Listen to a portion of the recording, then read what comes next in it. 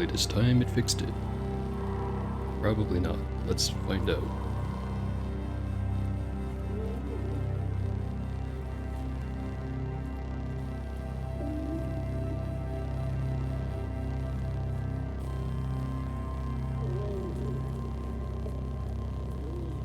Okay, it is actually fixed. And now for the promised video games.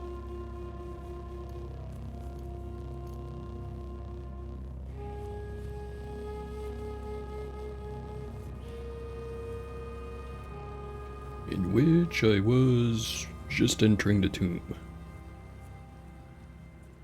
Just discovered the Mpango settlement, to be more specific. The mutation point to spend. I can increase flaming ray. Might as well.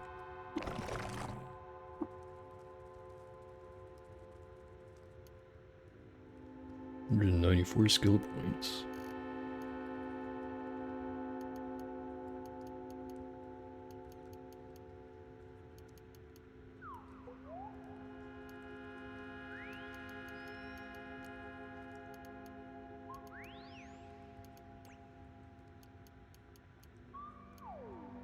Only I had a little bit more points. Be able to get this one. But I don't, so I can't.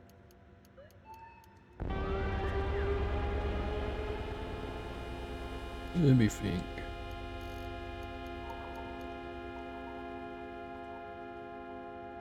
I already know what the Mark of Death is, don't want to put that on up until right at the end of this area. Still need to grab quest for freeing favorites. Which I think I just have to go talk to a couple of the Mpango around here. Bagheera, loved by the Mpango, disliked by the villagers of Karkava for releasing snakes into one of their camps, hated by winged mammals for slaying one of their leaders, and disliked by the villagers of Karkava for casting doubt on their beliefs. So, that one village just really doesn't like Bagheera here. Which is fine, I guess.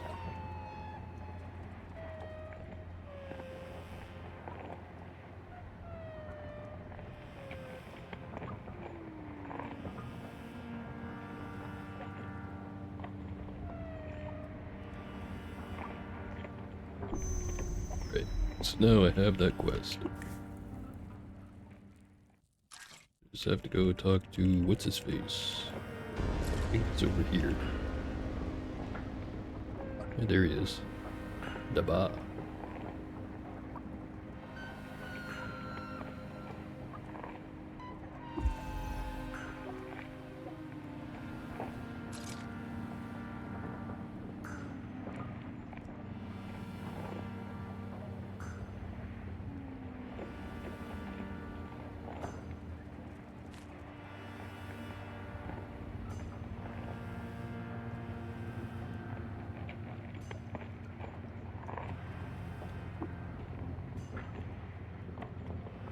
Sure is nice not to have to worry about getting teleported constantly.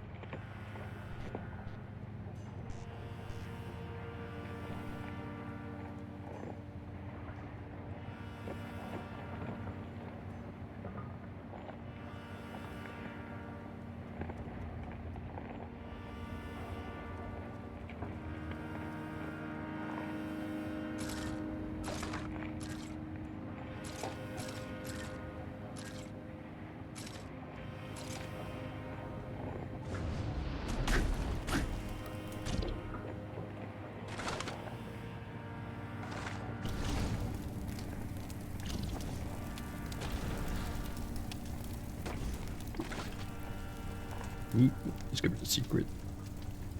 We have discovered the location of the Dumrod Hexagon. It's pretty neat. Are you guys just standing in the flaming bones? Oh hey, there's the thing I need to kill. Hey, Gonenon. It's loved by users and disliked by the seekers of the Sightless Way for disproving a famous theorem. somehow has a vibro dagger and a chain pistol on him.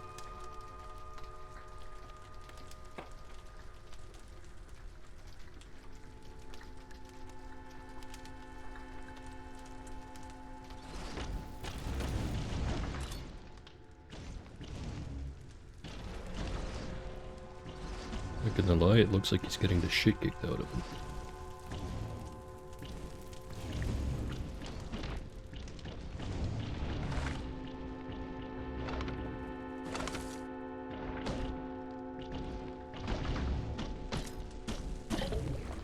And now he's dead.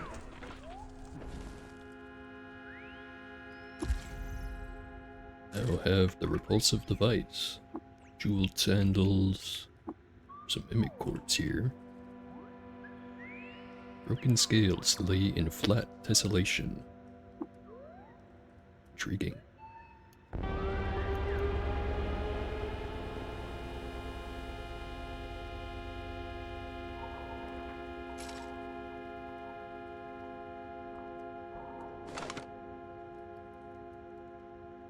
Can't help but feel like I'm forgetting something.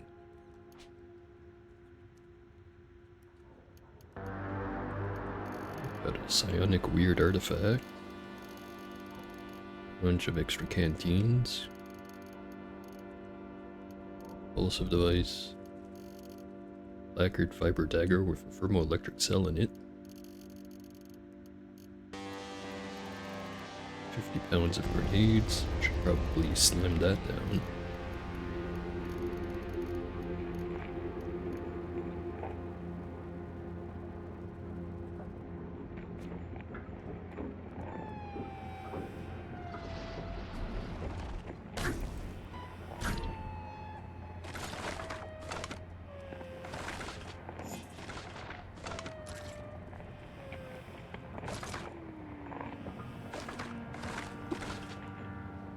Discovered the location of Cloven Bosk, Goatfolk Village.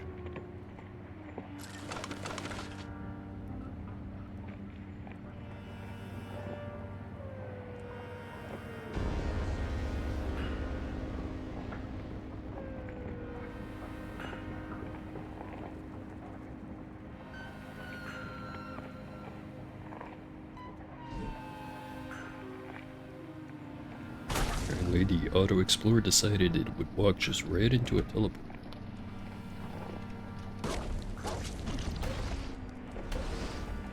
That's a lot of whatever those things are. Svardim hatchlings. Another bullshit. Hiding in what I'm assuming is this Vantabud over here.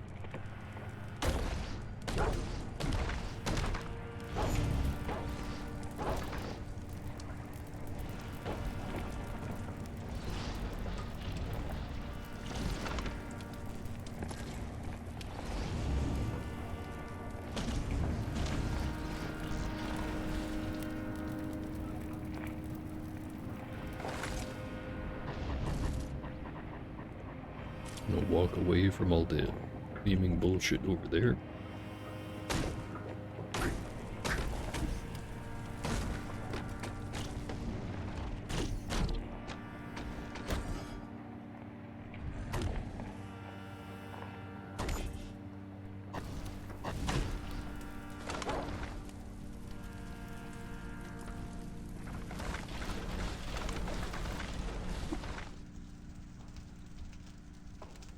We've pieced together the location of the Dumbrod Crescent.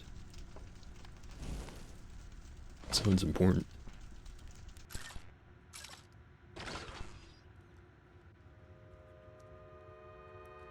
Discovered some Sultan history on Yahim the First. Not exactly sure what.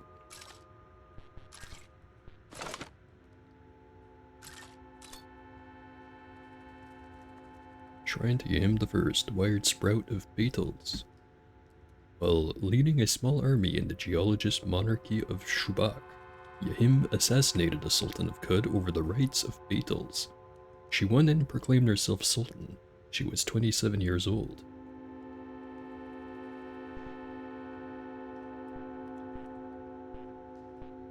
Wonder if I can slam these. Can, but it doesn't really do anything.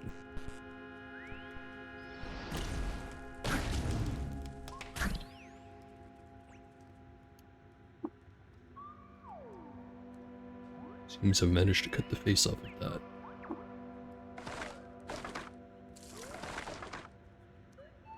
that.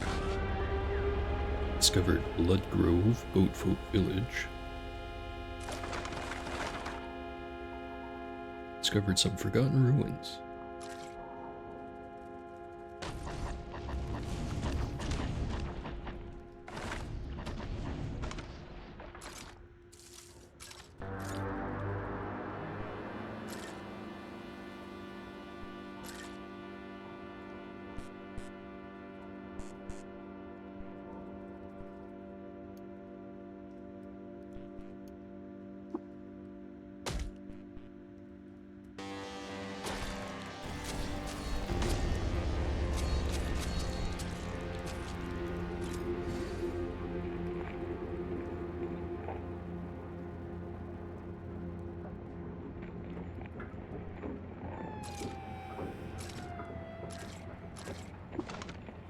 Discovered the location of Napier.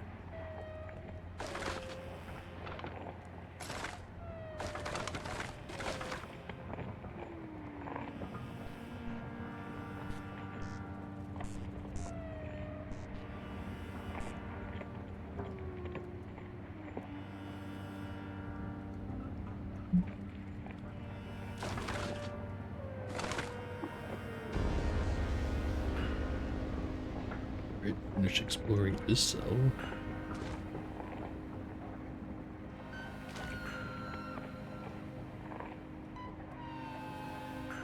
Ways blocked. Except for over here. And back into teleporter. Brought me to the exact same spot.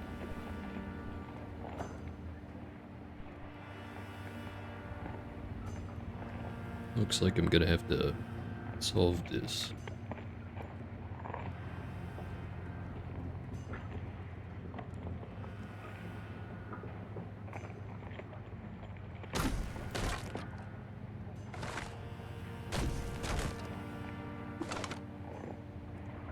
The Shomer Rainwater claims that Bright Jewel is the dream of a seraph who lives atop the spindle. That is quite the conclusion. I sure do wonder if it's true.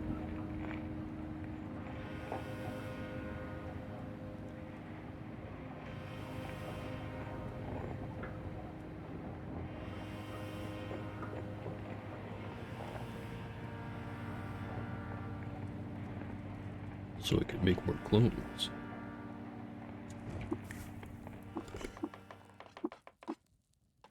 Not that one. Seeing I am out of convalescence. Oh well. A regular meal will have to do.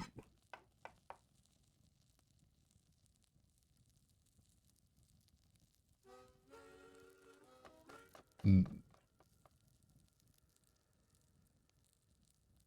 think I have any Dawn Glider, or actually I do, but I only have one. Might have to wander the desert in search of more. Not right now, though. Mix that with Blaze and Hulk Honey.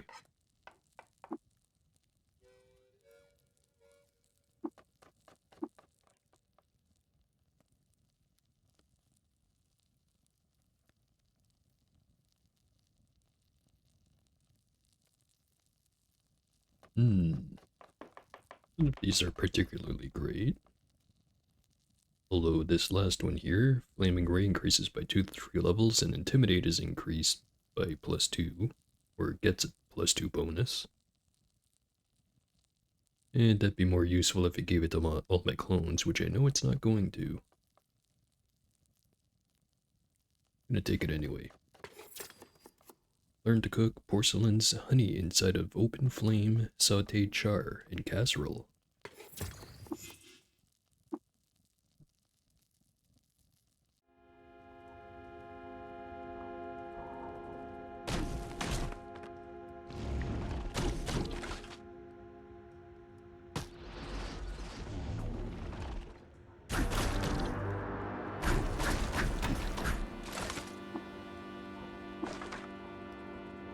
pieced together the location of Prism Shagatara.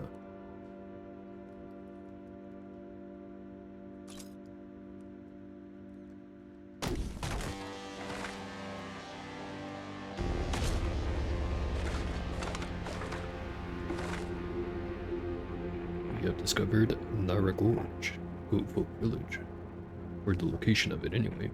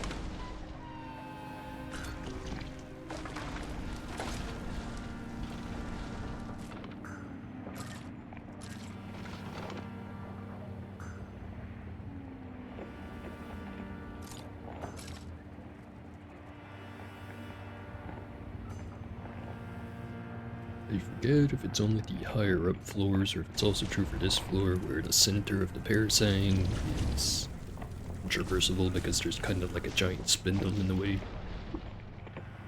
Pretty sure it still applies to here.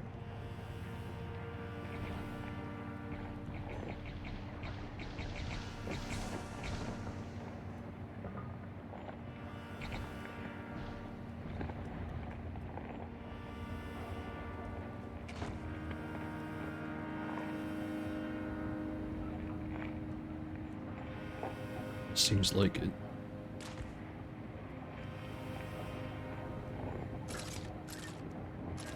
So that's graffiti. What does it say? Thusly do we deserve those same roles in Zero.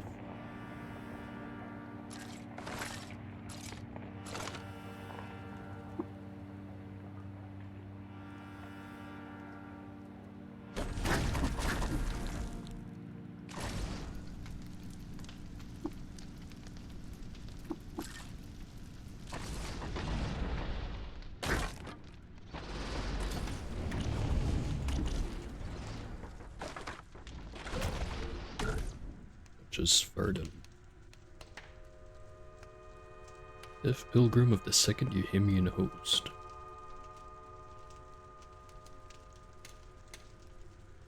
That is undiscovered lore.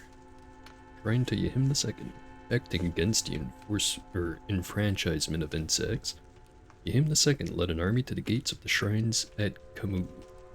She rescued its citizens and they crowned her Sultan of Qud, dowering her with the Earth Face. In her honor, they changed the name of the Shrine of Kamu to Yahimgrad.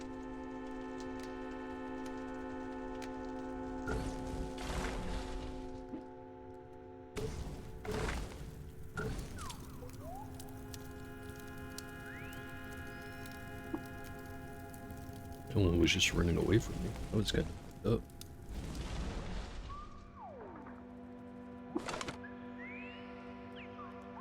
Discovered the lair of Nashrukat, legendary cannibal.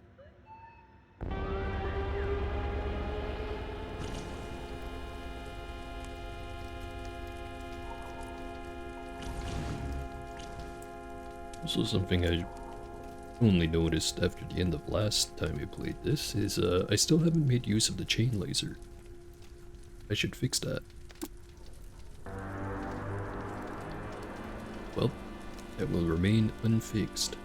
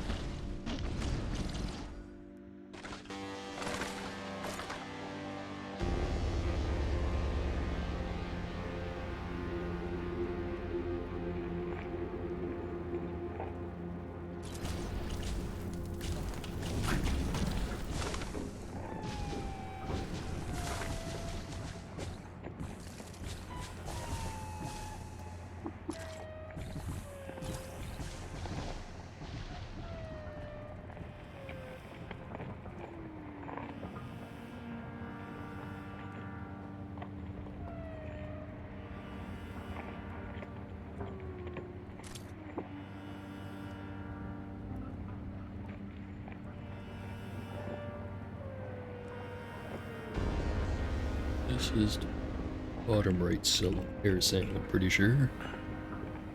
I hope.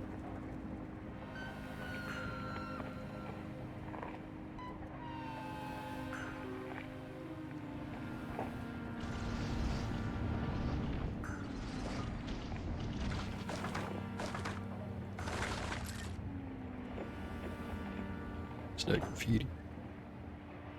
Nope, it's just slime-stained, compacted bone.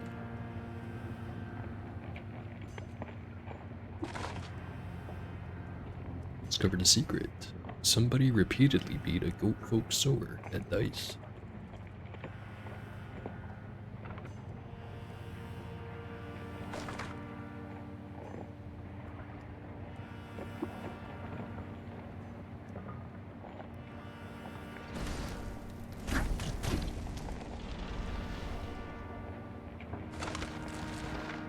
A pile of honey in that hallway over there.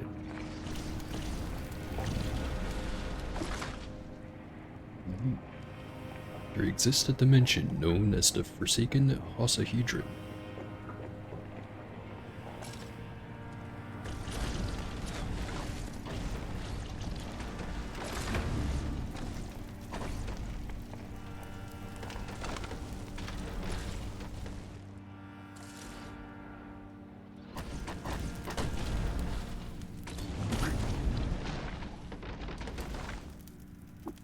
These two. Boars seek a hot spring.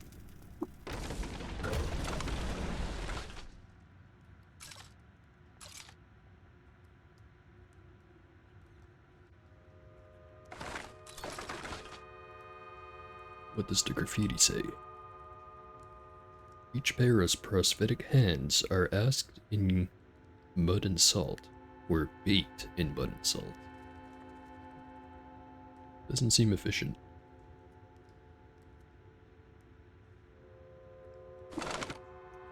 In Shegaruk, Yahim III averred her descendancy from the fossilized Sads, who were known for venerating geologists. By sacred right, she ousted the pretender sultan, who has prohibited venerating geologists in favor of sprout worship, and crowned herself Sultan of Qud. She was 58 years old.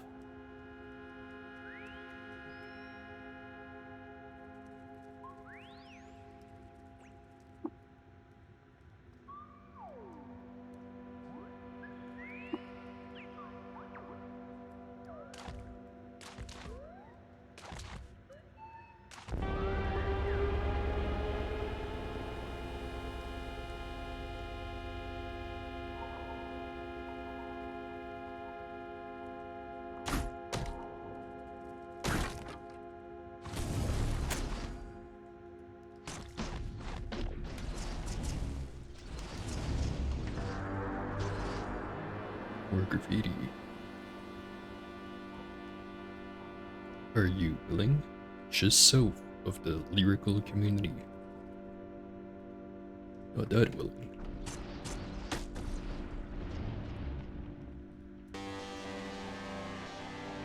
Shrine to Yahim II. Wandering around the Glassbearer's aristocracy of Azawar, Yahim II stumbled upon a clan of insects performing a secret ritual.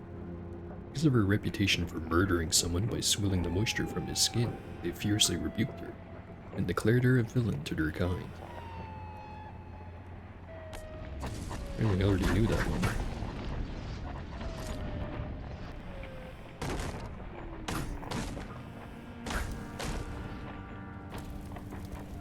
How about this one? Shrine to Polydoc I. While traveling alone in the astrologist's theocracy of Kar, Polydoc met a computerized version of himself. The rest of Polydoc's life, he always kept some oscilloscopes hidden in his person. Also discovered Babarut, Gofo village.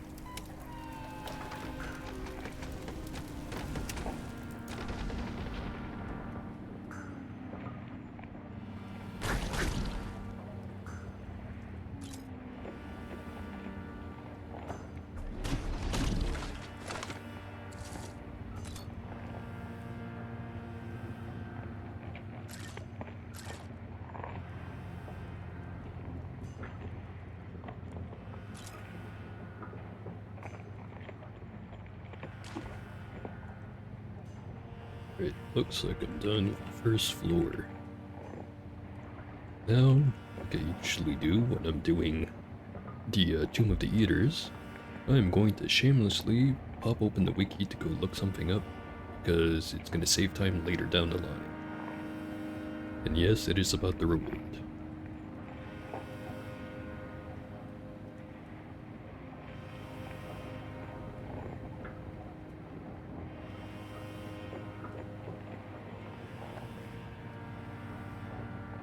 Okay, so I looked up the thing, and for the Fraying Favorites quest, we're going to be looking for Dagasha.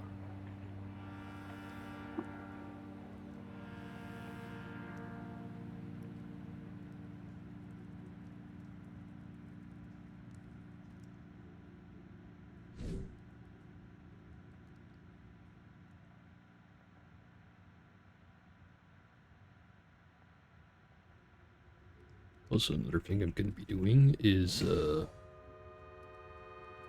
instead of bringing all my clones up to the next level, I think what I'm going to do is tell every single one of them, stay down here.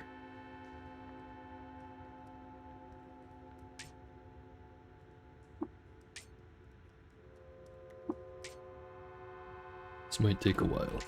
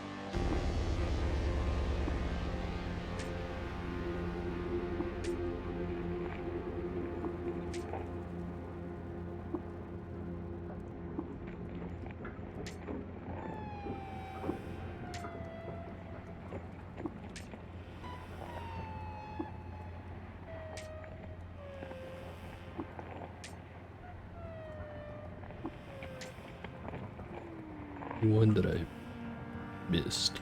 Apparently you.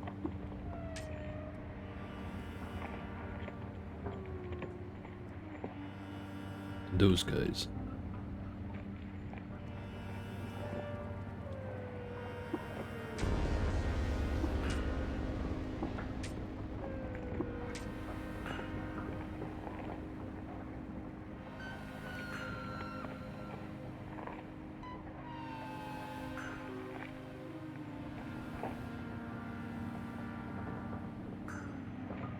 Here I am at the thing.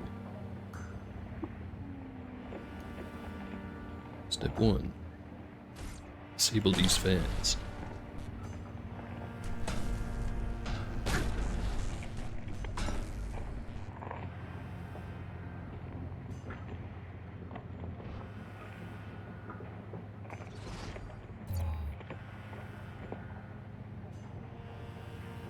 Be off to a great start.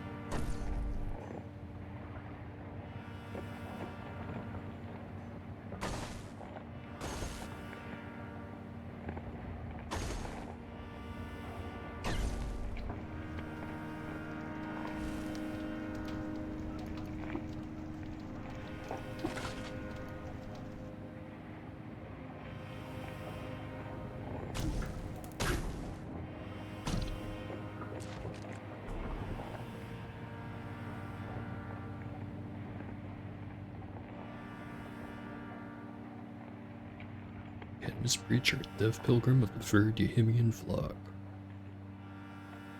Definitely not a friend.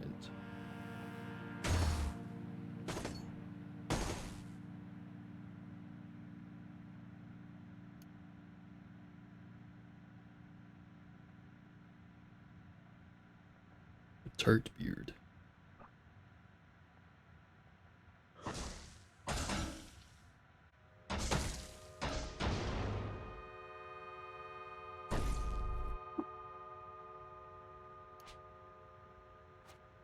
I'm not getting my stuff taken from me when I'm not looking.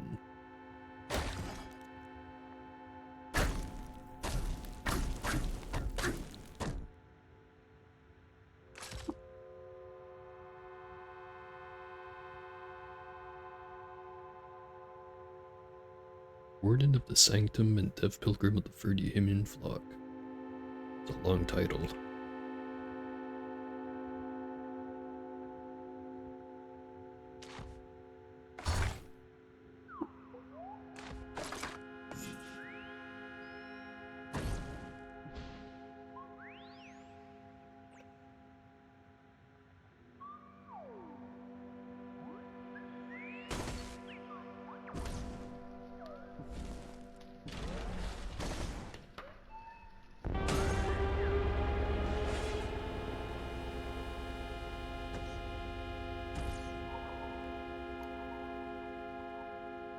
It has a bunch of carbide stuff.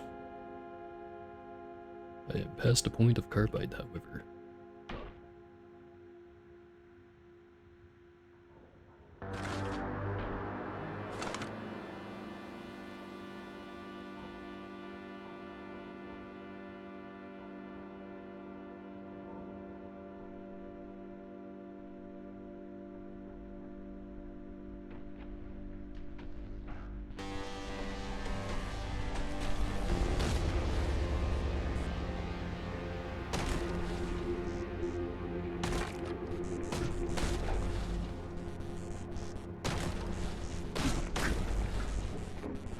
The lines have been broken.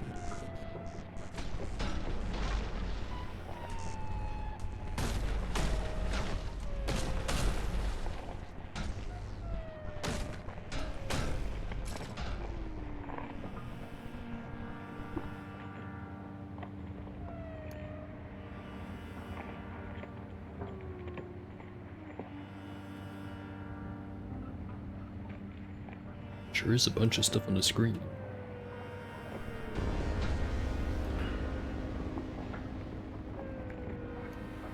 Bunch of books. I anticipate witnessing. Fine. What are the words?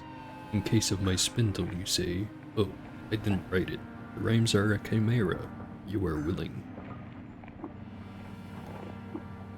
Chone is not. What's Pax Clank?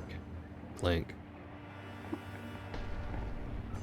Pax Clank is indeed Clank.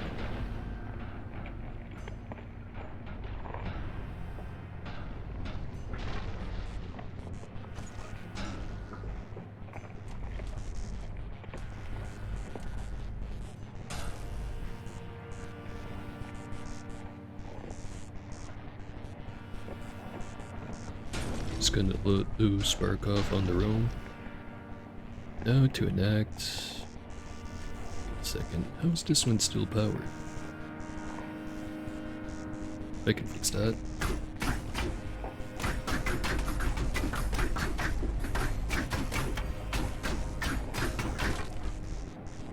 Somehow still powered.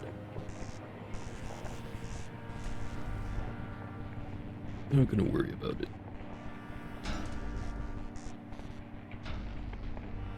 Time to enact plan.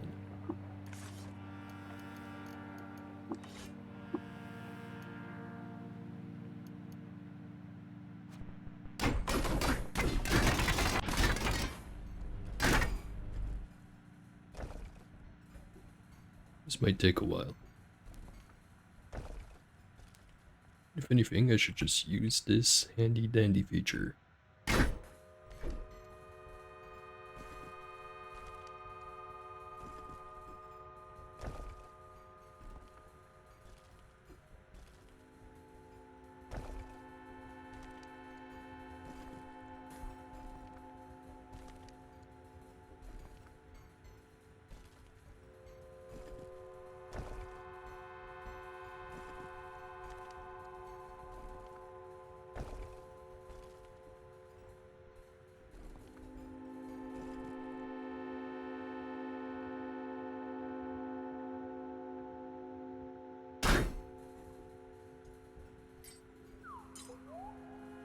Gonna dig our way through the burnished Azurum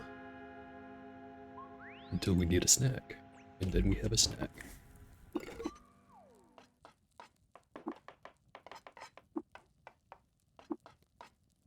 Have some fine wafer with a nip of digestive jelly, some virtuous scrap metal, and a dram of renowned berries.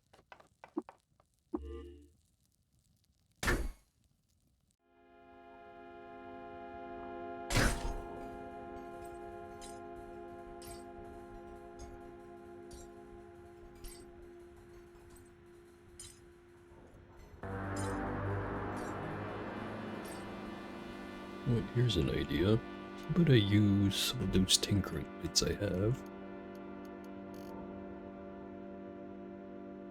Never mind. As it turns out, I do not have blueprints for what I wanted. How could I have blueprints? Resonance Grenade Mark III. I could print those out in a big batch. That would be pretty great. ED and 2. Got plenty of all of those.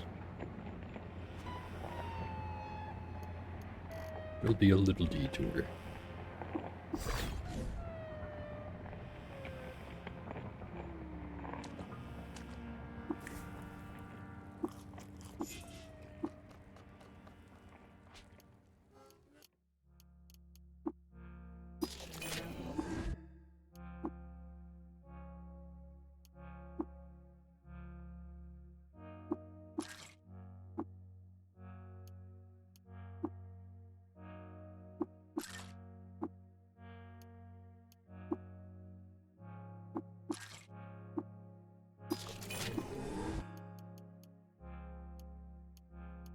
Clean up this screen a little bit.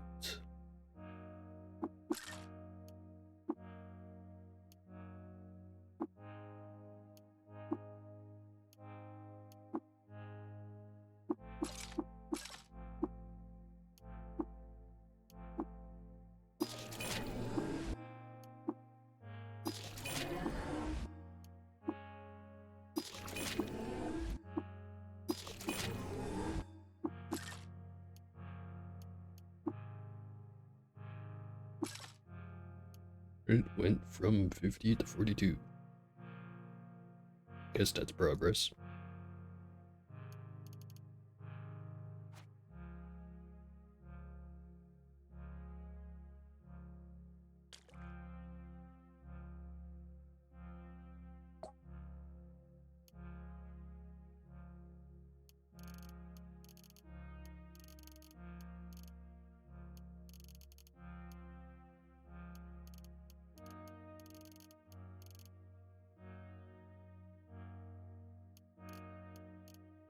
I should probably identify that artifact.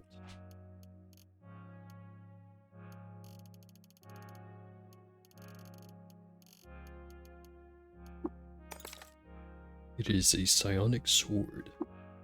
It is a psionic fiber blade. I don't think I found one of these before, actually. Or if I did, I also was in no position to make use of it.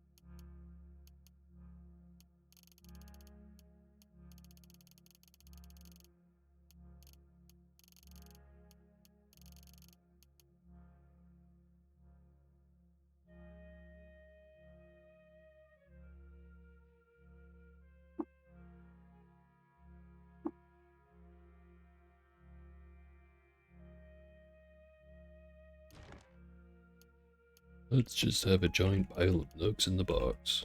No particular reason.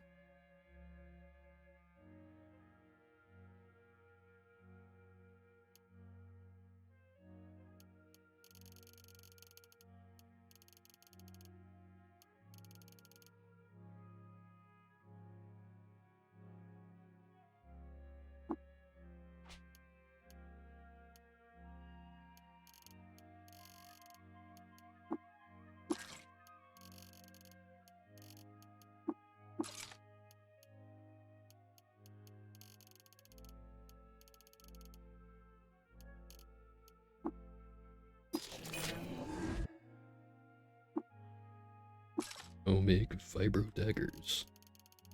If I ever needed to.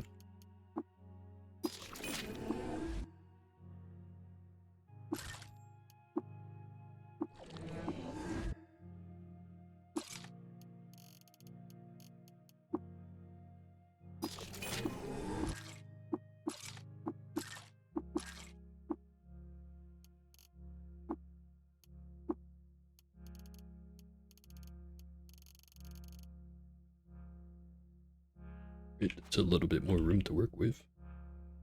Back into the cave. Or the tomb, to be specific.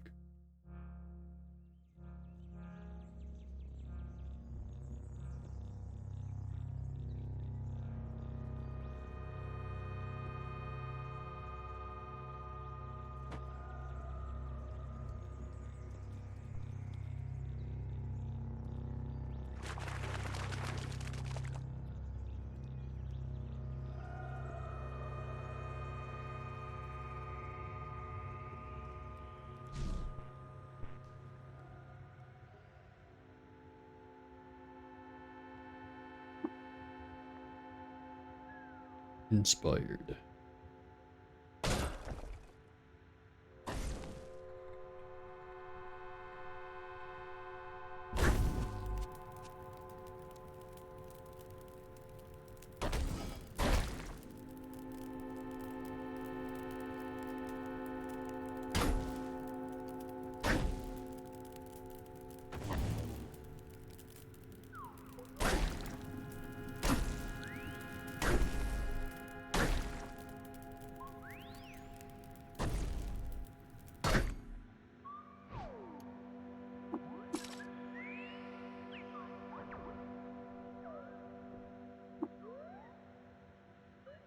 Have a missile weapon equipped. Did I somehow lose my minigun? So I'm guessing I did. There it is.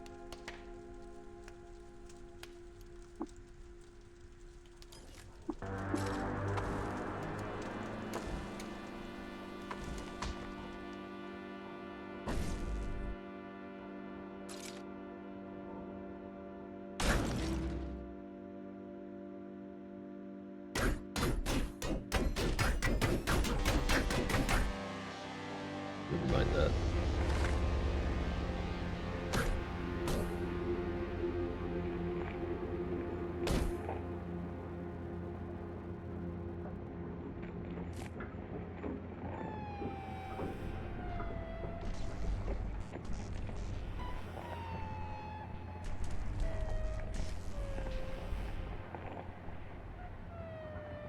Alright. Big long detour for this one moment.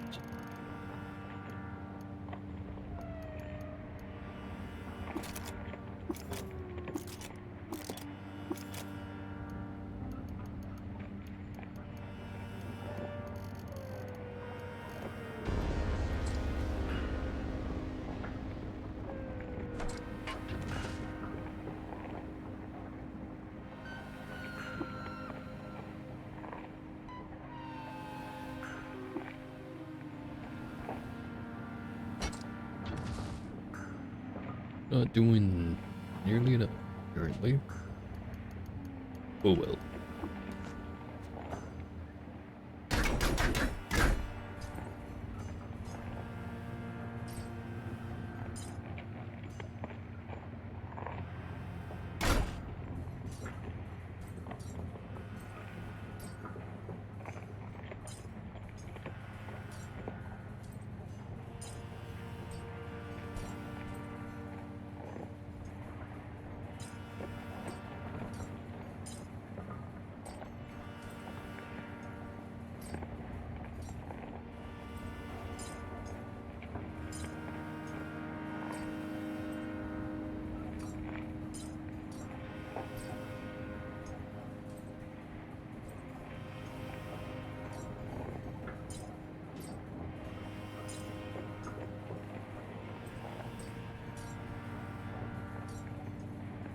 Slowly getting there. And here we are.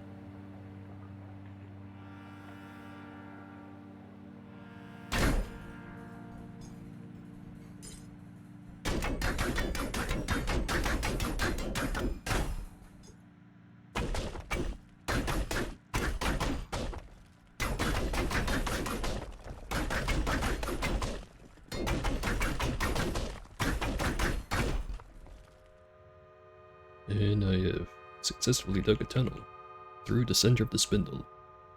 I'm sure this will upset nobody.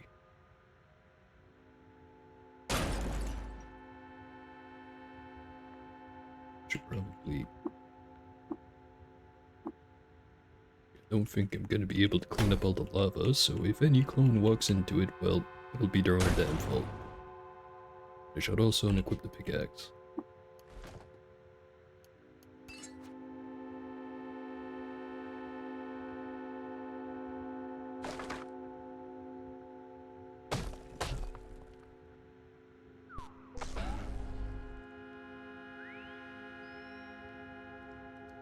So that long process I did of telling everyone to stay here, I now have to reverse.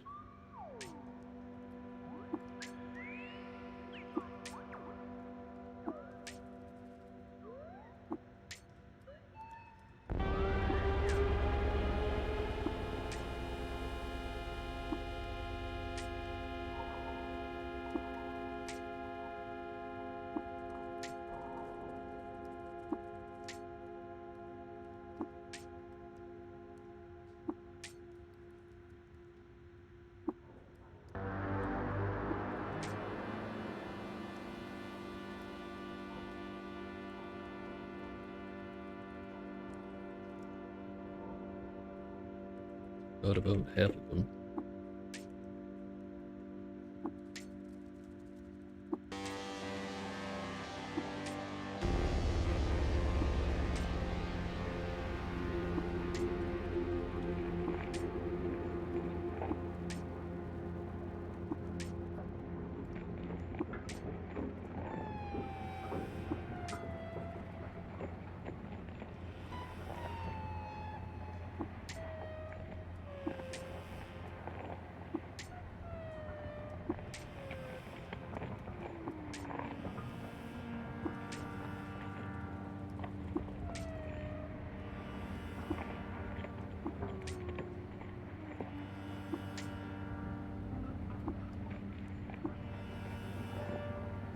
I think that's all of them.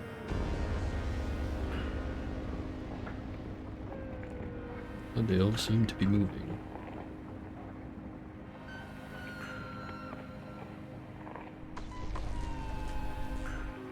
Let's see if anyone somehow finds a way to fall down the hole anyways.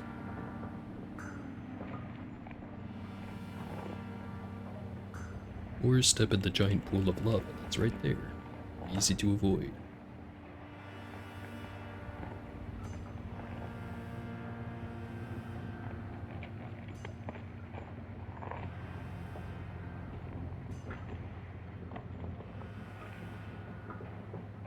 Perfect. Now onto the area with the loot.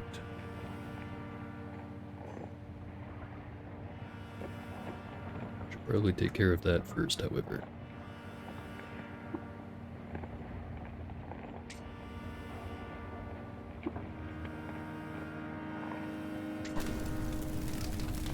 That's a lot of fire. Good thing I'm indestructible. And someone stole my mace.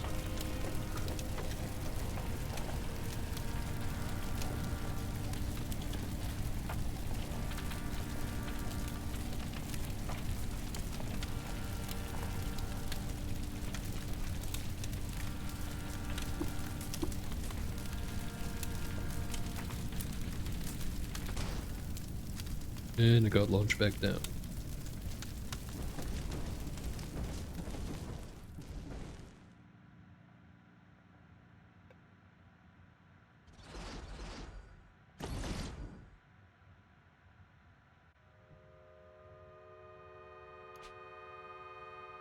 Don't seem to have lost anything else.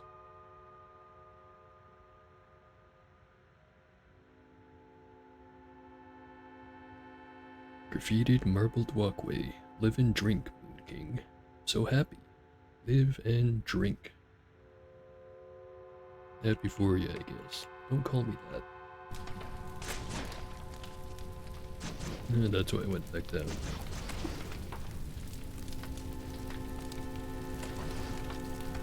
Starting to think there's a magnet nearby.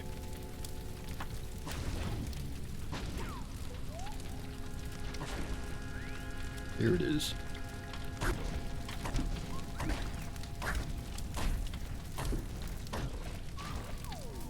And now it's dead.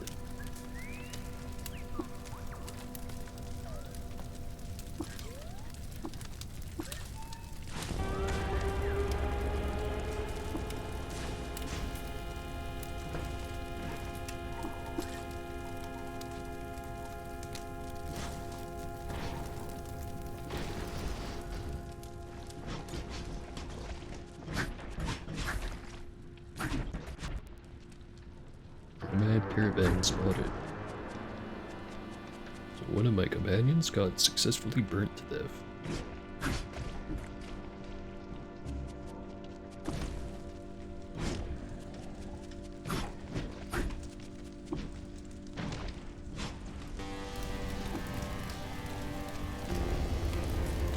Why is everyone just letting themselves get burnt?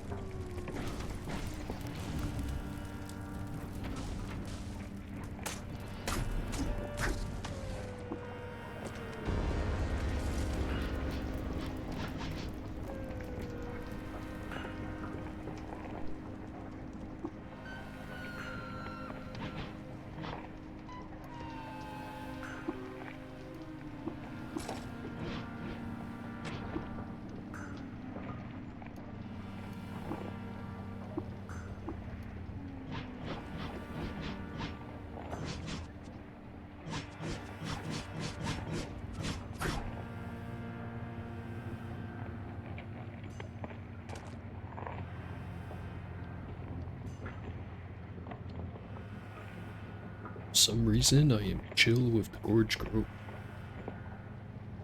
Gonna solve some problems though.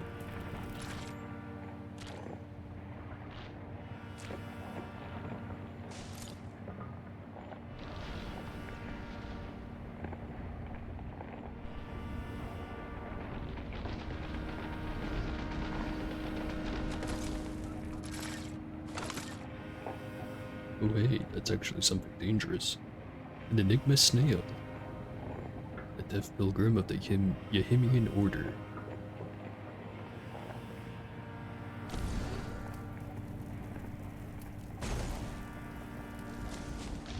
The clones take care of that one.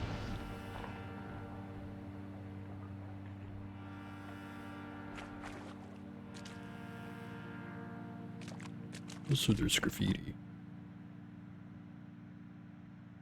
You can hate some and get it, and yet it moves.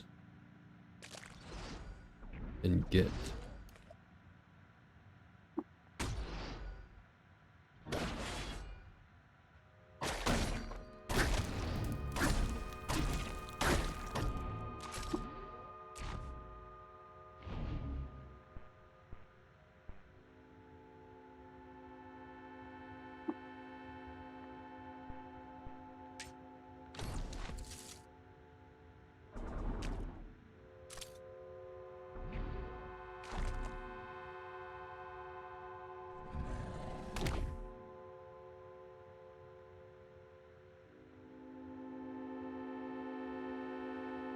Just making sure I'm not getting hit by that thing, because I know that they work like the stats apps where you can and will just drain your willpower.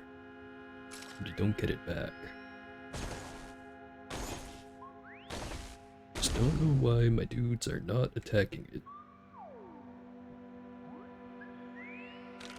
Right as I say that, one of them slammed them into me. Exactly where I wanted them.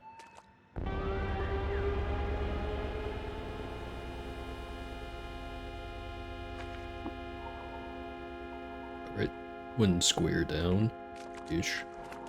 Still haven't done a complete check to see if there's any more ferrets.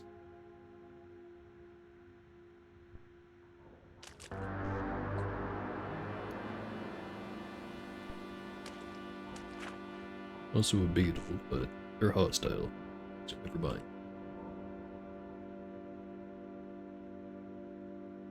We'll do a clockwise pattern. That seems like a good idea.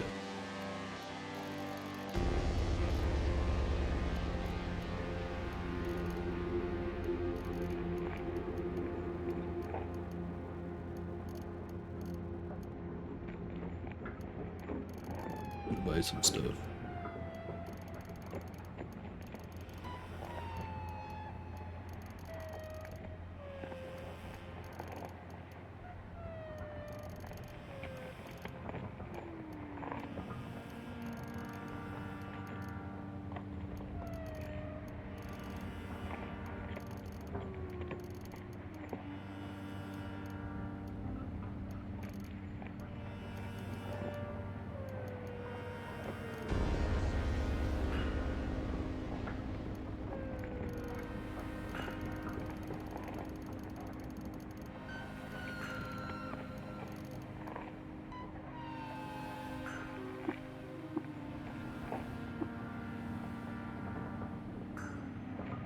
Continuing with the violence and pillaging.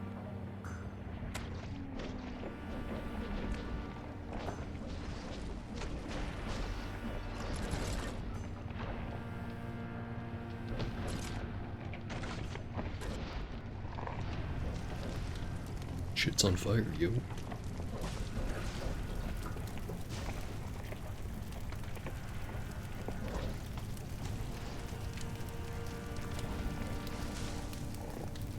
Also, is that the one I'm looking for? I think it is. Dagashaw. Yeah, that sounds about right.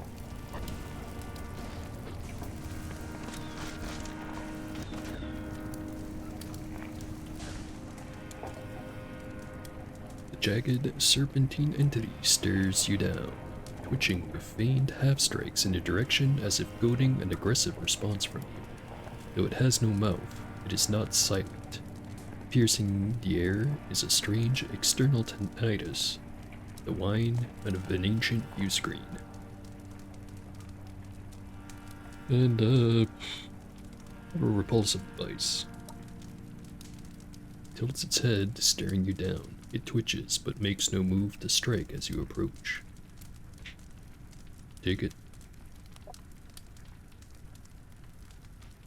Offer the repulsive device. As it nears the shining, dark surface of Dagasha's serpentine body, a sudden fervor seizes the device, and it twists itself free, latching onto the entity with the hooked teeth of its mouth-like appendage.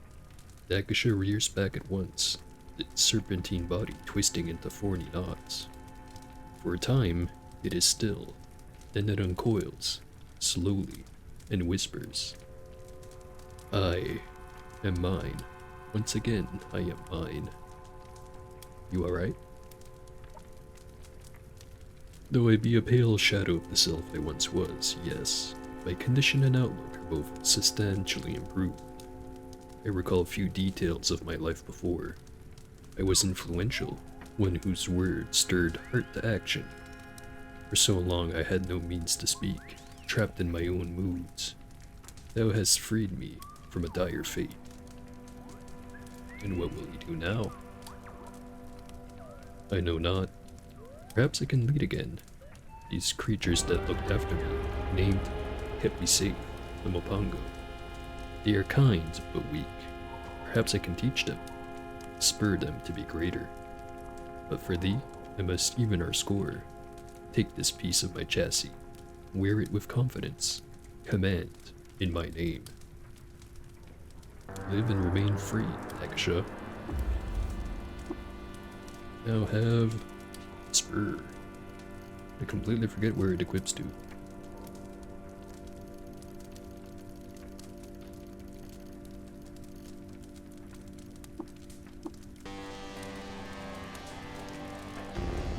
Seems I can stick it on top of my head. Or in a hand. Assuming it has to be on my head to work properly though. But that could be wrong. And yeah, what it does, it gives every companion teleportation 1. Things are about to get even more spicy.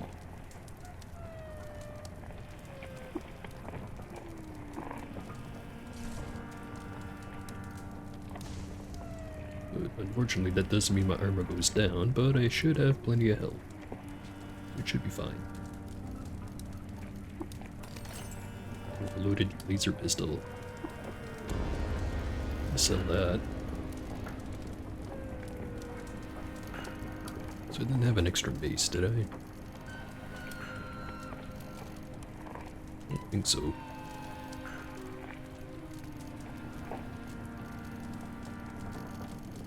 Where's this crap again? Oh, there it is.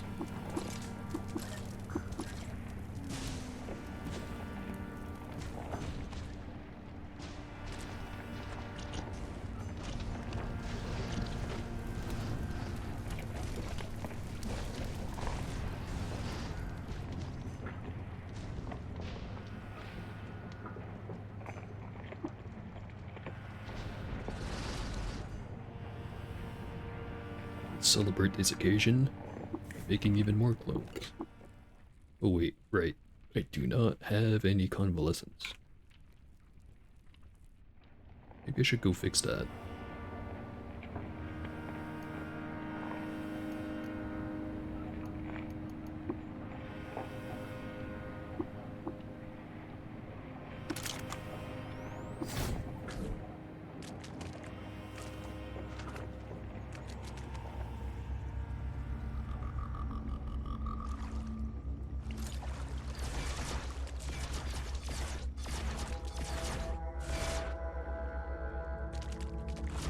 That's definitely not gonna get old.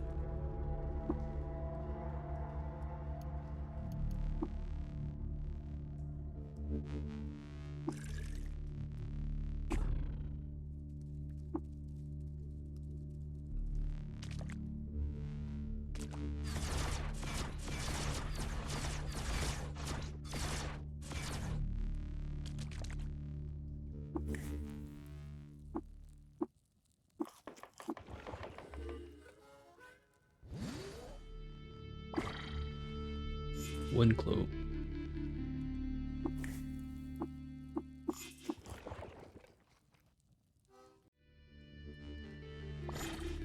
Two clones.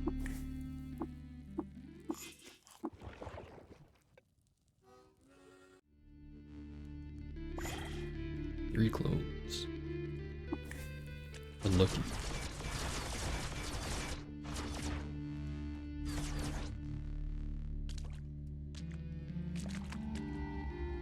So why am I walking out of here? I should just teleport.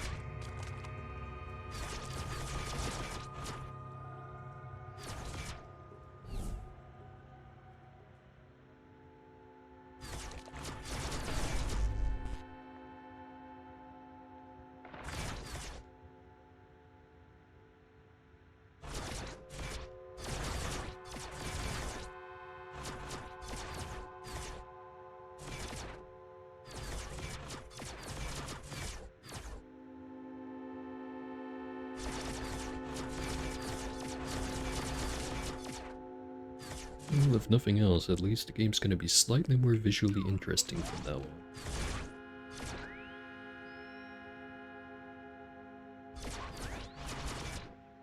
Just a little bit.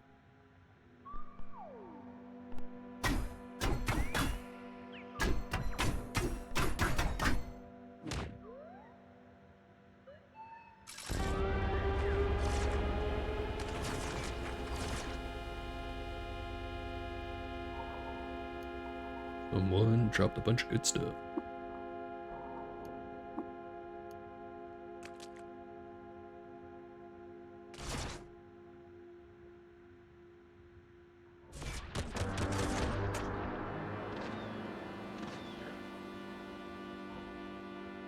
There's Dagasha trying to fight off Cryptarids. He's doing fine.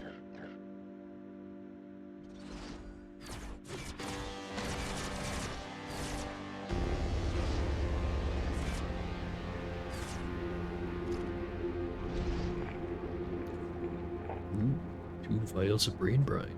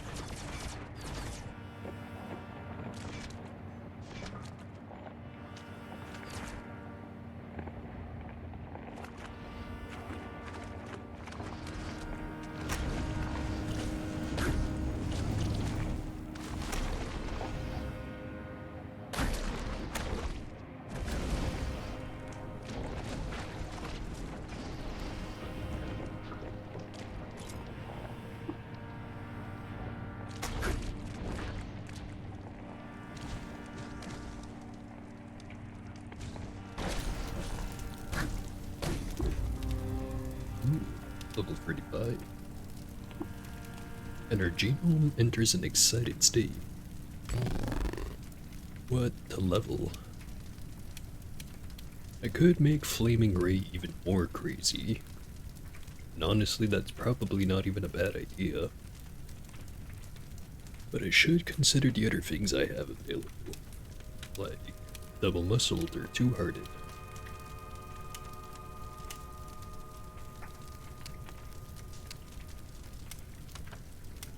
Question is, do I think I have enough health as it is?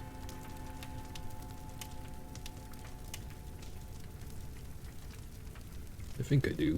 351 is pretty good. Oh, fuck it, going all in on the Flaming Ray. It's now ranked 21. Limited by my level to 18.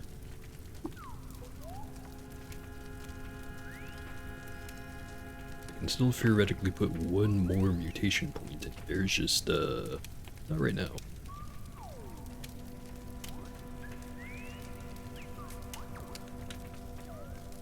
I'm thinking I should probably have enough points in electromagnetic pulse now, so maybe I save up for a new one. Haven't done that in a while.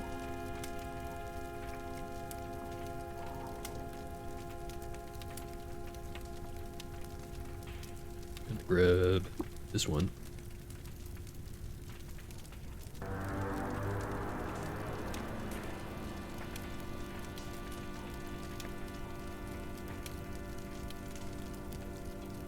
Weird artifacts. Some kind of pistol. Very complicated pistol. It is a Difromo beam. Damn, this actually fits with the build, now that I think about it. On the other hand, I'd rather not have the back glass clear every single time when I have an entire army of dudes following me.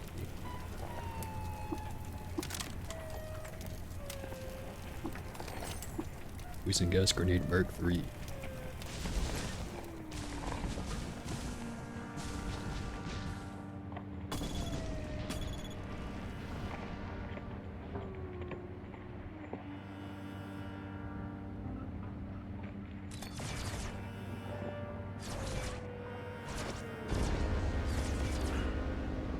Some more brain brine.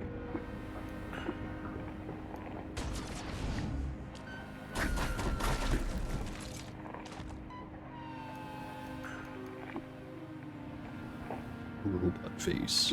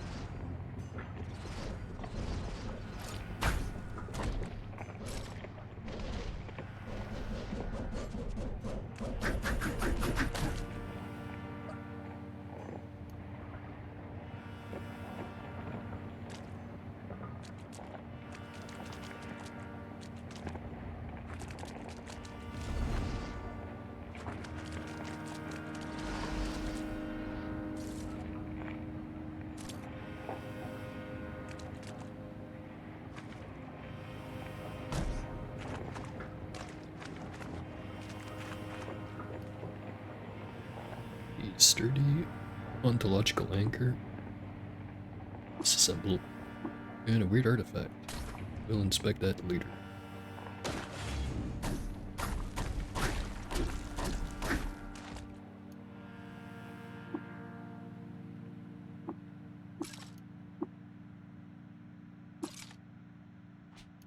It is now later, time to inspect.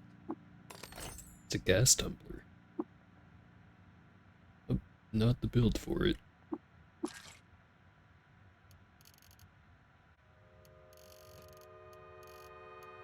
So it feels a little ridiculous how rare those can be sometimes.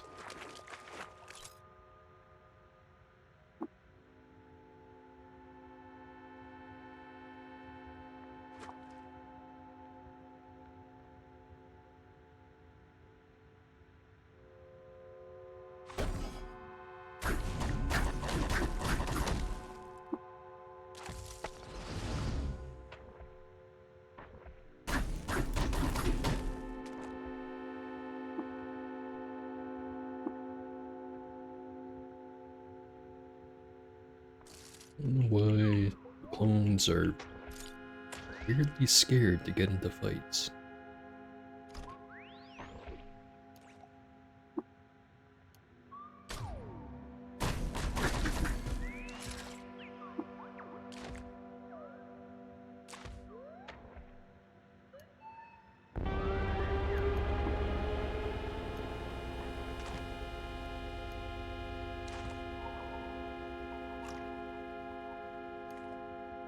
A painted point defense room.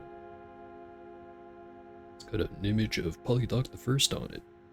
In 6196 before Reshef, Polydoc appointed a corrupt administrator as minister of the astrologist theocracy of Kar. She mandated association with mysterious strangers in Polydoc's name.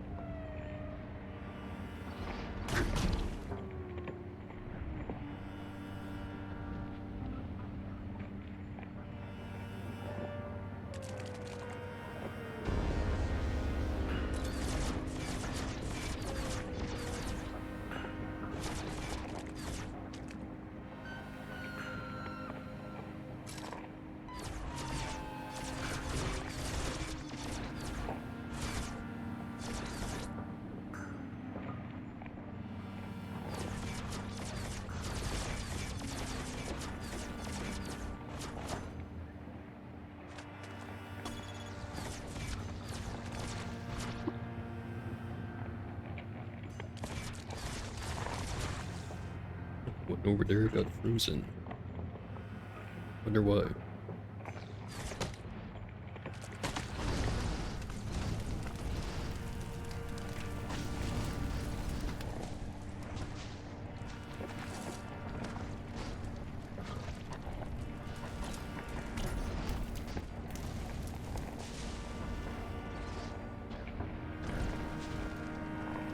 Sturdy crystal maze.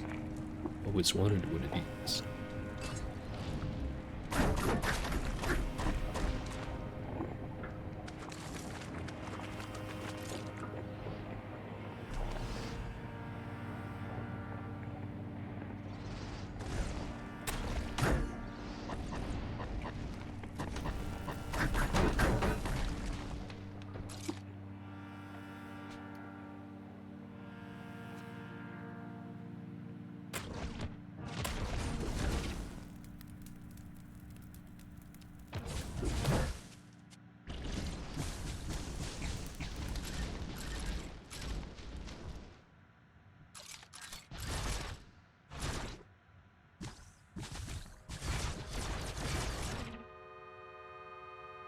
A blood-stained, engraved leather cloak.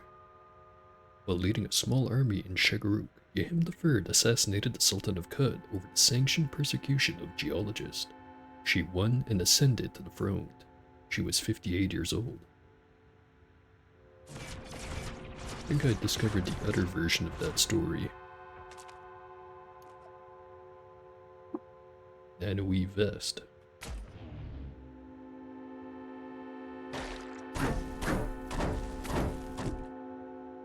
Spunk the shit out of that.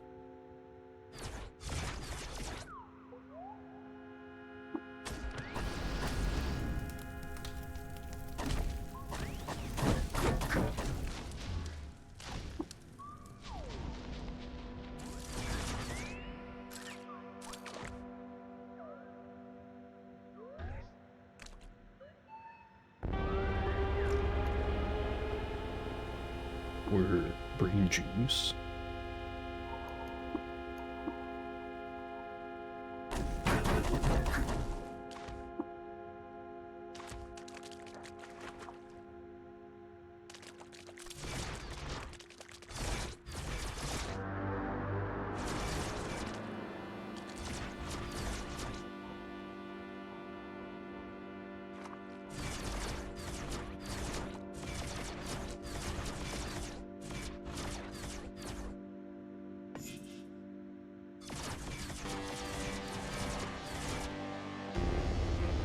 To Reshef, Ghost and Cerulean.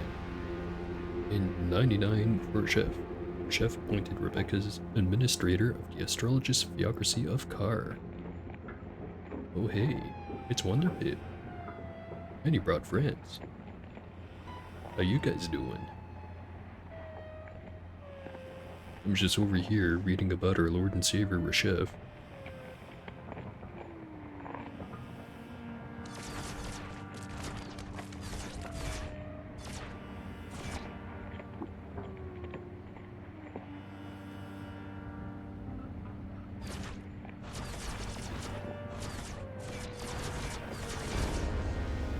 Or the excessive teleporting going on.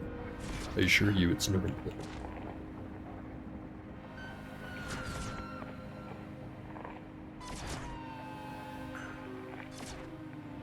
Graffiti. What does it say? It's not graffiti, it's just a blood splatter. Moving on.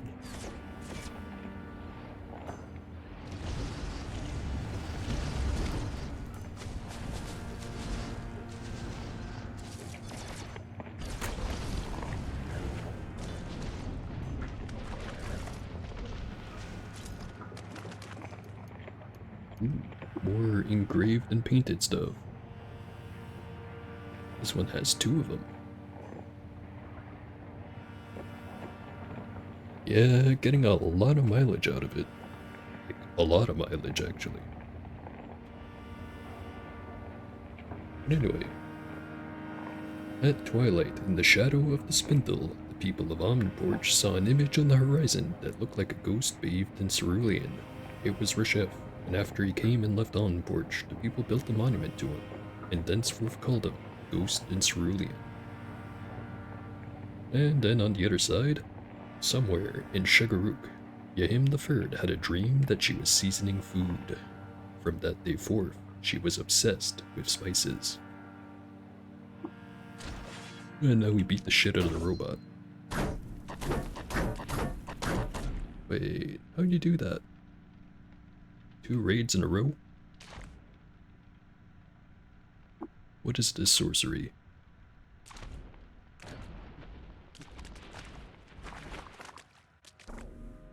I'm not gonna complain.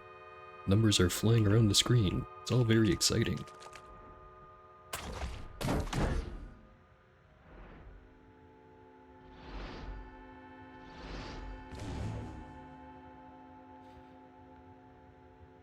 Man's got double-headed.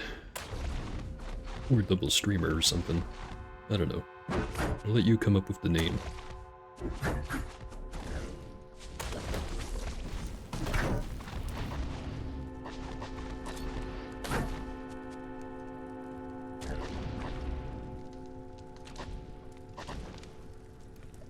Ooh, more brain juice. How many do I have now? Like 5? 1, 2, 3, 4, 5.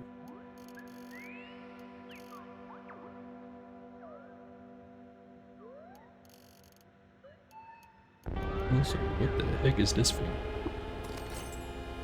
Engraved painted handrail. Nice. I feel like I was gonna say something and then I completely forgot. Oh well. I basically just summarized like most of my streams anyway. Oh hey, another robot.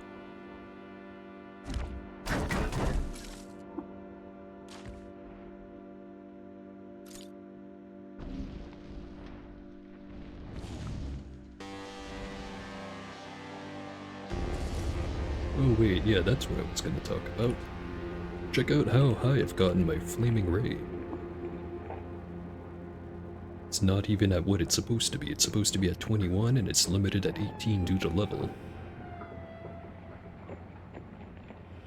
Basically, it's like a plasma ray more like at this point. It's pretty great.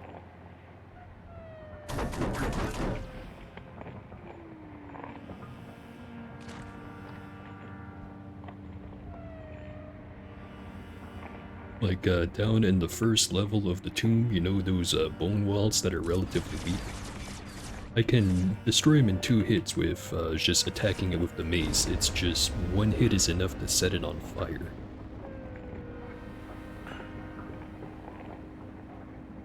And let me see if it'll work on these. Not too much damage. What about this wall?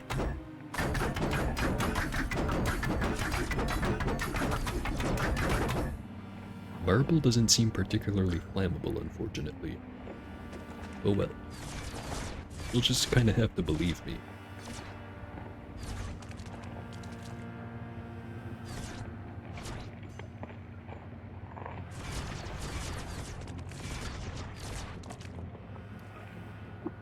Weird artifact. It's a scoped space inverter. It's also masterwork.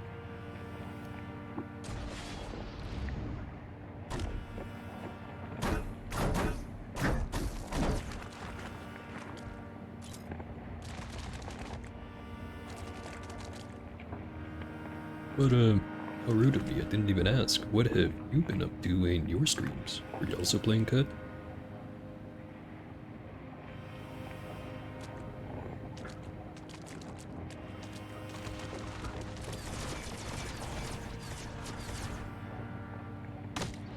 Of course.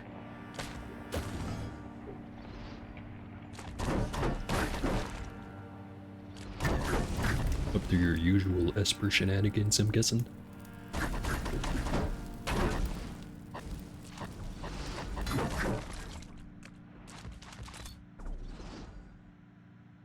Ooh, what are these? Don't know why I say that. I could probably take those on if I was 20 levels down.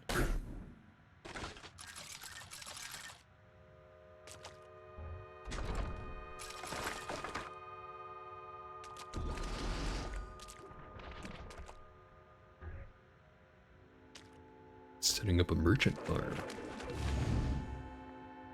In the sense of gathering them all in one spot, or cloning a whole bunch of them that are already in the right spot. Ran out of things to do that weren't the plot.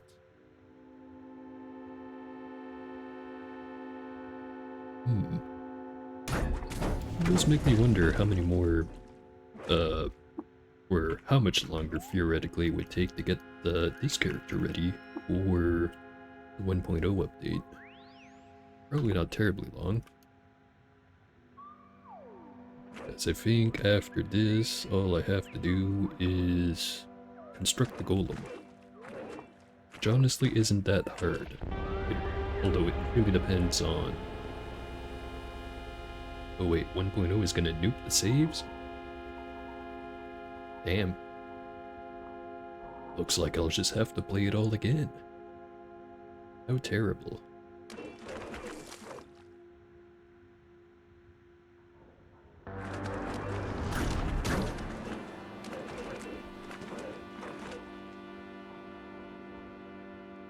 Actually, that would make me wonder if that one mod I saw in the workshop once actually works.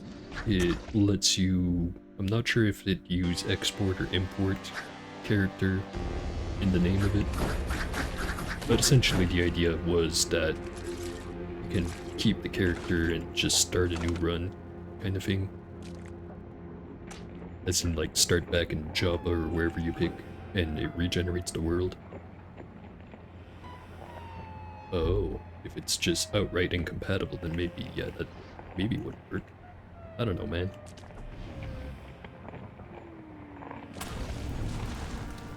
I do not make the games, I just play them.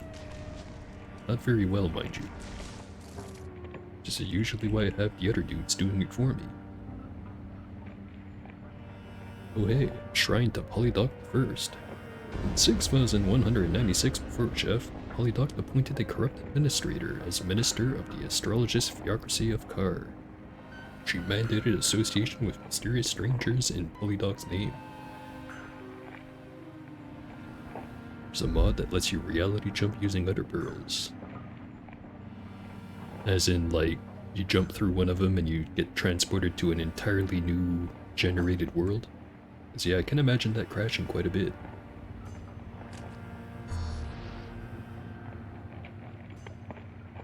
Really, you're gonna do this to me? Lock me into the force field.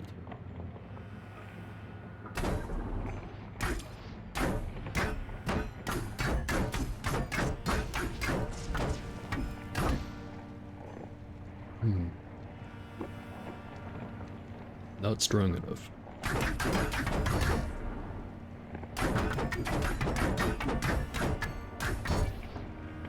And as soon as it went down, he brought it back up. Hey, you over there. Do me a solid. Kill him.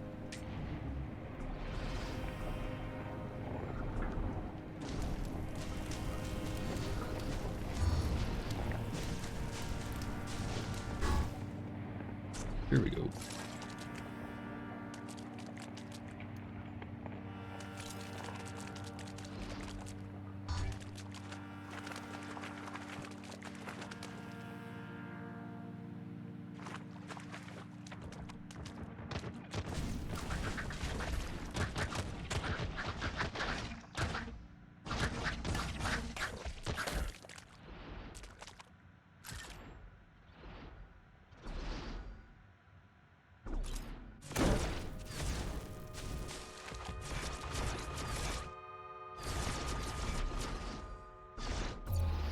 Another one. Oh goddamn, you got cheesecake? I'm instantly jealous. I haven't had a good cheesecake in a while.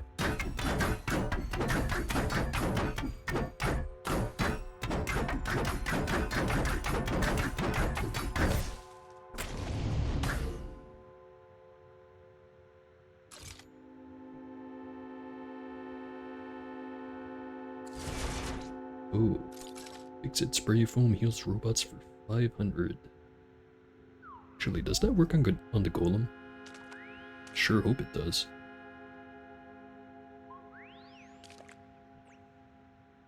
Yeah, aren't you sneaky? How about I slam you into a wall?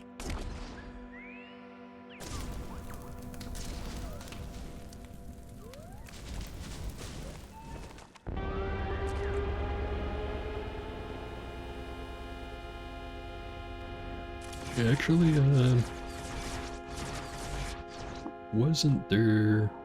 Like, I know it's not in the game anymore, but it used to be there was a spot in, like, the very bottom left corner of the desert where you could go there, and if you had a ganglionic teleprojector or domination, you could get robots that only spawned in that one spot, actually modify you into being a robot, and then theoretically you would have then been able to use Fix-It spray foam on yourself. Yeah, the graph tech. That's what it was. Wonder if they're ever gonna put that back in. It was obviously kind of busted, but it was also pretty cool.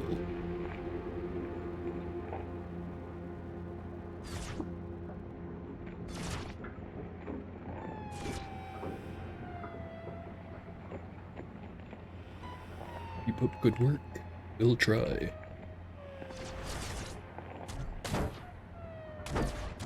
The harder it is to see what's going on the screen, the more better of a job I am doing. Which is why there's so much bullshit happening.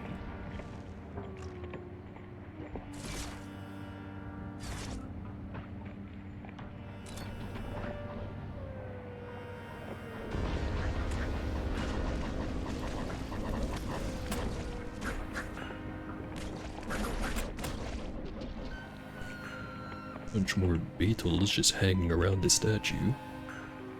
Shrine to Yahim the First, wife of Generfaklam.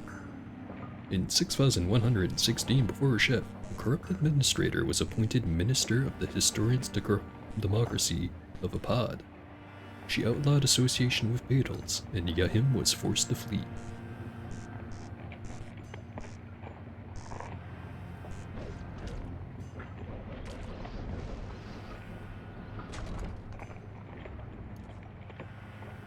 Fancy stuff in this box. Oh, what's that? You're upset I took the stuff in the fancy box? Die. These things are surprisingly resilient, considering just how much damage I am blasting them with. 18d4 plus 2, and then also increases the temperature by like 3068, or no wait, that's melee attacks.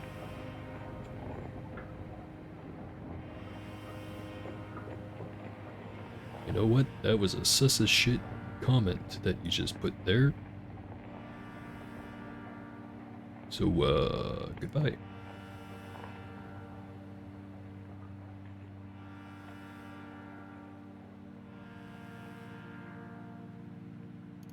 If I play the Pokemon Trading Card Game Pocket Edition, I do not.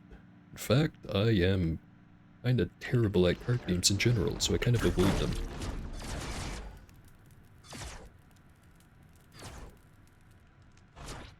Yeah, it's kind of just normal at this point that you're on Twitch, you're gonna run into people who... what's the right word?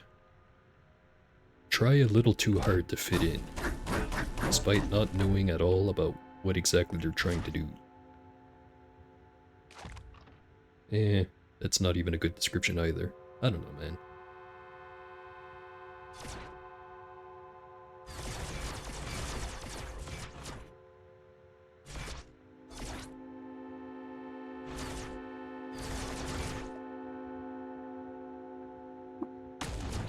Well, it's all about internal consistency and all that.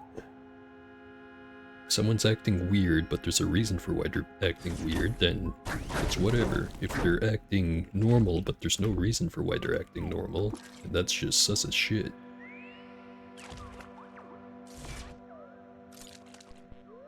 Yeah, I've had dozens at this point try to do the whole art selling scam, and I never even got to the point where I checked out the art they're trying to hawk. Just because it's always the same pattern of the first thing I see of them is that they follow my channel and then they immediately go, hey, what kind of games do you play? Which is kind of a tip off of like, oh, they're just kind of here to grab attention. It's annoying as hell.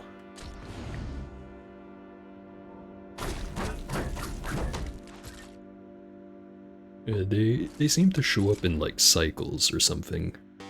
Like every month or so, there'll suddenly be like a new batch of them that shows up to be annoying. And then you don't hear about them for the rest of the month.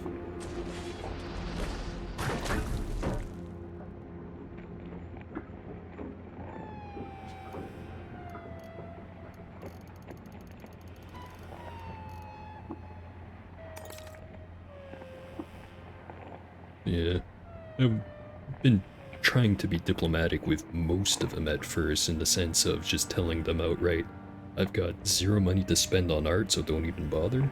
And then they usually insist anyway, or they just immediately never post another message in the chat again.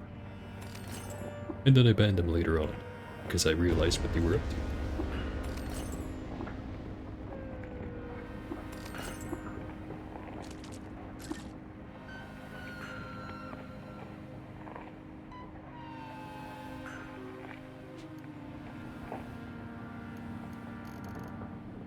Fleshgun has convinced you to be a pistol main. No, I've never actually had the right build to make use of one of those. Maybe I should change that.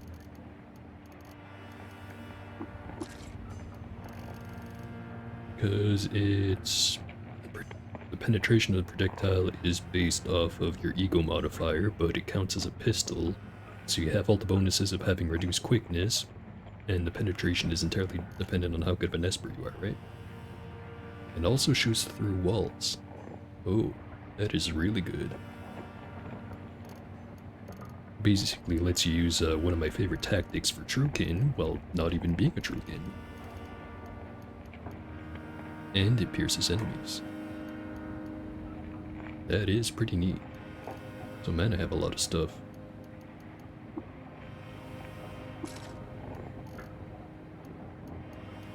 Get rid of these. Keep the overloaded laser pistol. Let's get rid of the hypertractor.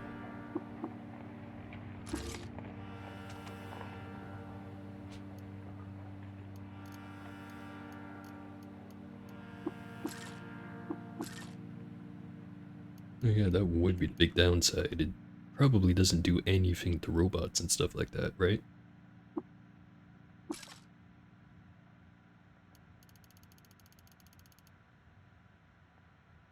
It's a built-in biodynamic cell. Yeah, that is always pretty darn nice.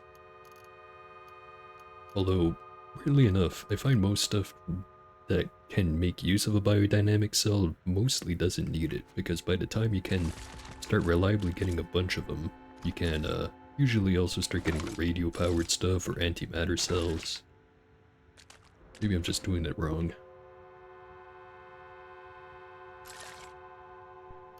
Put a power in the toolkit. Fix that.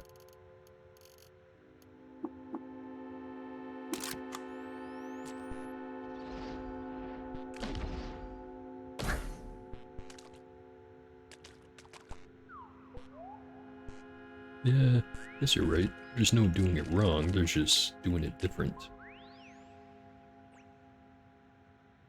So there are arguments to be made for efficiency and all that stuff, but eh. As long as you don't die and you get to the end of the quest line, does it really matter?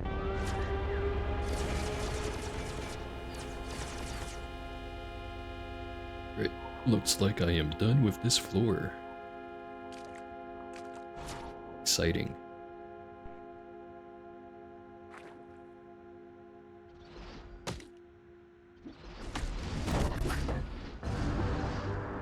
Caring too much.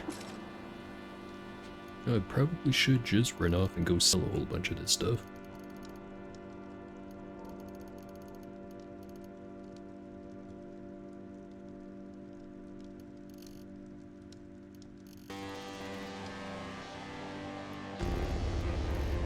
What are these? Time dilation grenade Mark 1. Handy nuke. Oh boy.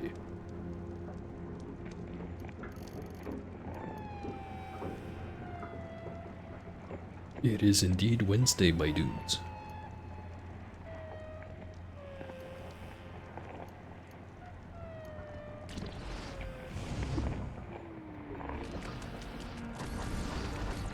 And it's just gonna keep happening, so time to go on a shopping trip.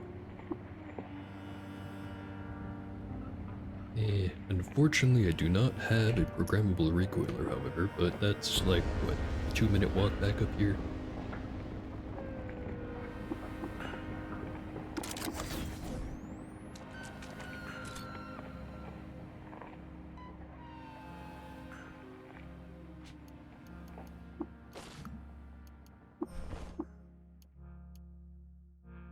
$25 ego. On the ruin. Put on the robot face, or no wait, the gel face.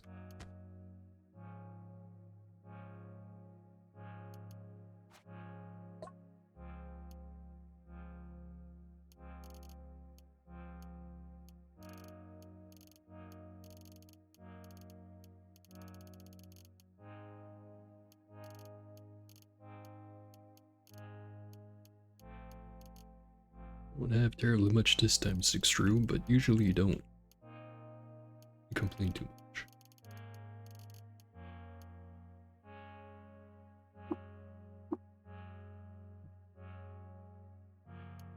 You stole a temple mech.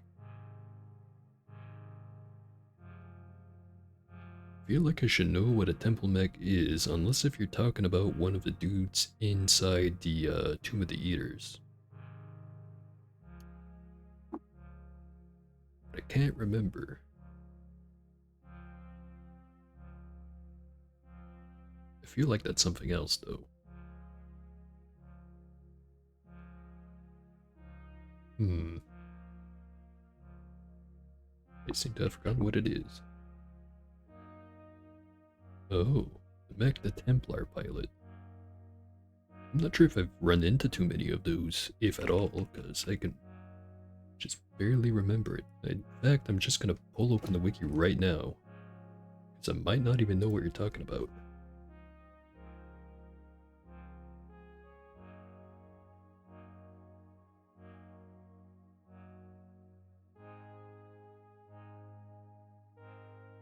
There's a thing here for Temple Mecha Mark II.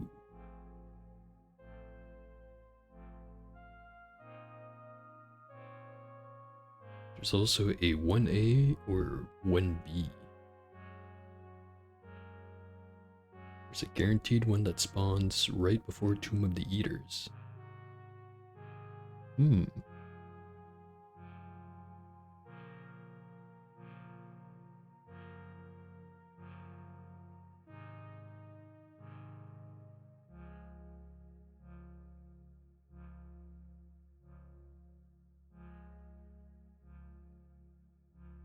One you got is a 1A. That is pretty neat. Yeah, looking at it on the wiki, I feel like I've seen one before, but not this run through.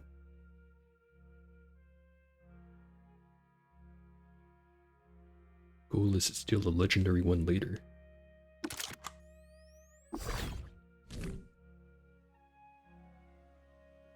So how does stealing one of those works? Because I think I've seen a mech be a warden in one of the starting villages, and it gave me the option of trying to break into it, but it gave me like a 50-something% chance. So I'm not sure what determines that.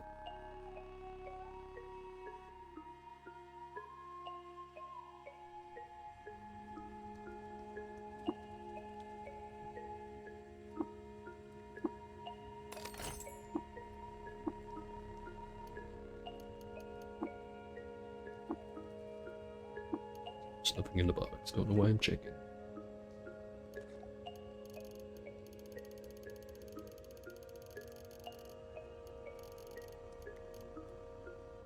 Stick that in there. Does Pep have anything? It's got the thing I want. Hell yeah.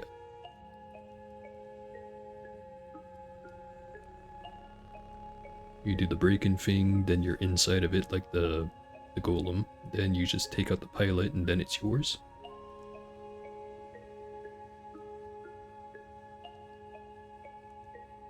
Huh.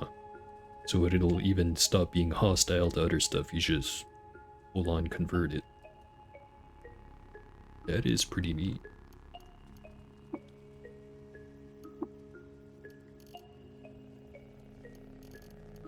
So Pep indeed has good stuff.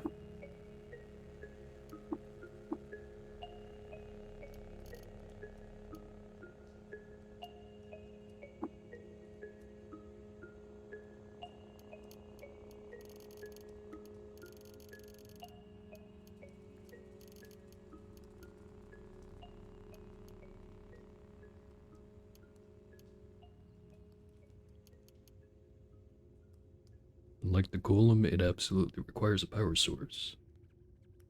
So that's what you use to make a power cores for.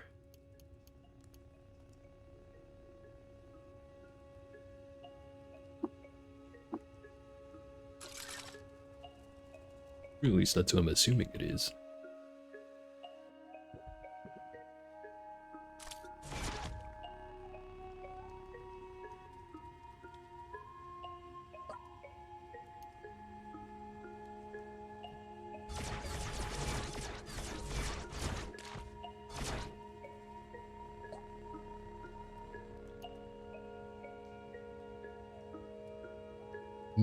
Good thing I'm great at assuming things.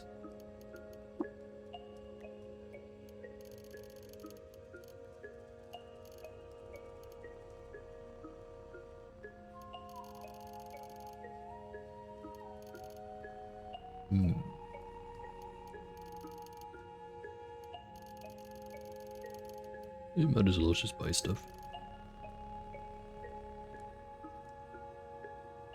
Like the mod a core talent back, then get the tinkering with the mech.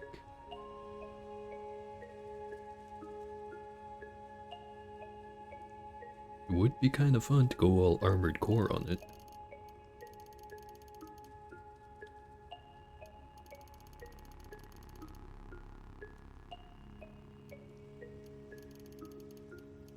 Speaking of, that's a better game I should probably stream on this channel at some point. Armored Core. Specifically 6, because I don't have the other ones. And if I did, I don't have any way of streaming it. Because, aren't all of those, like, console exclusives pretty much? I know 6 isn't, of course.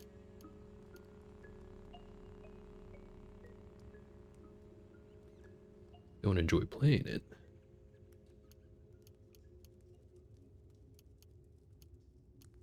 I'm not one to be elitist, but, oh, okay. Yeah, it's just some people have very strong preconceptions about what a mech game should be, which is why there's kind of a divide between people who like stuff that's more like Mech Warrior and then other people who like stuff a lot more like Armored Core. The whole anime versus realistic mech, entirely ignoring the fact that neither of them are realistic. But yeah, you know how people get about it.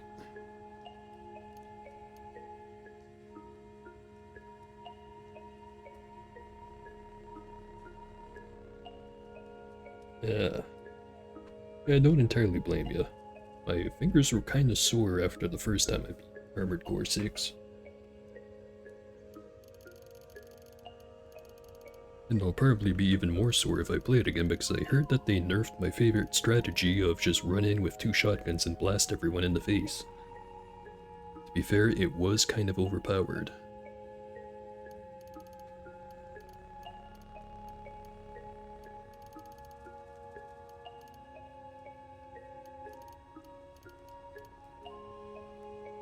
Yeah, you're not wrong. It is very funny.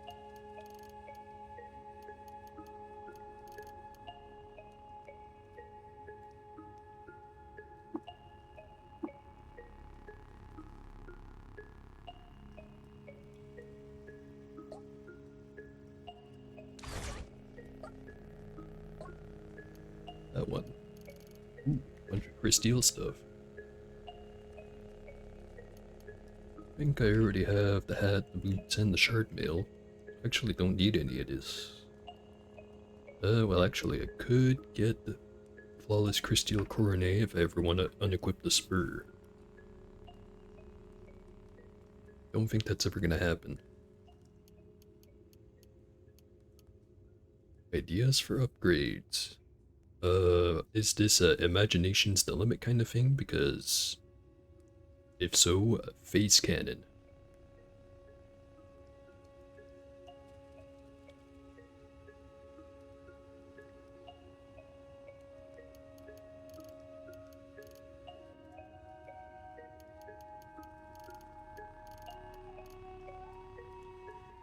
Has no missile weapon slots. That is unfortunate. I'm assuming it can only use gigantic equipment, right?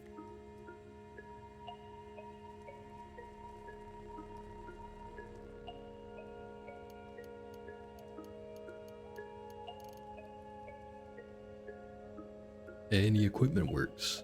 Hmm.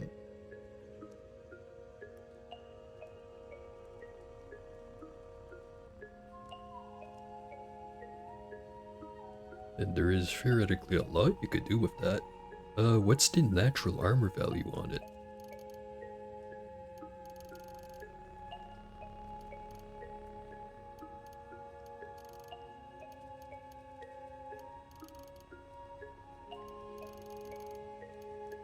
Because if it has a very high natural armor, then you can go with kind of whatever you feel like has the most utility in terms of what to equip on it. And if it doesn't, then, you know, the usual cover it in flawless crysteel up until you can find Zetachrome. It's like low 20s. It's actually really not that bad. Well, up until you get to later on stuff. Also, I've been staring at this screen for too long. Brain is melting.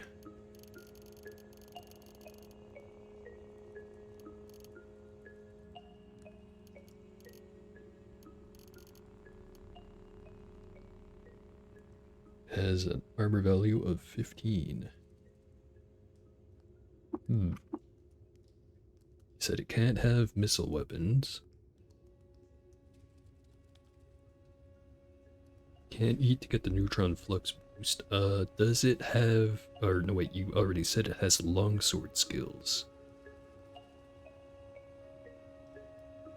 If it has high strength already, then you don't have to do vibroblades, but if it doesn't, then I would absolutely recommend vibroblades. Those things are great. As a built-in good longsword. Ah.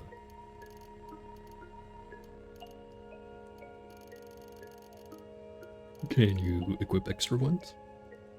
33 strength, that's a lot of strength.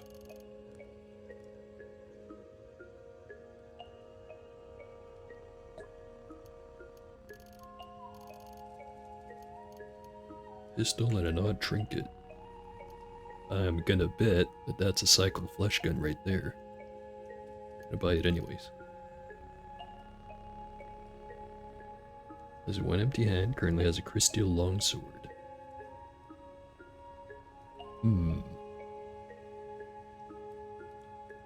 I think at 43 strength it would max out whatever the strength capacity is on basically anything you'd equip on it. So if there's any kind of natural weapon you could stick on there that could make use of all that strength, that'd be probably ideal. But I don't think there's anything like that.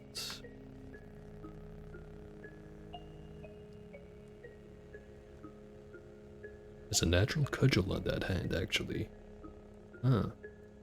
Might be better off leaving it unarmed then. You'll have more penetration out of it that way. Or at least that's what I'd do.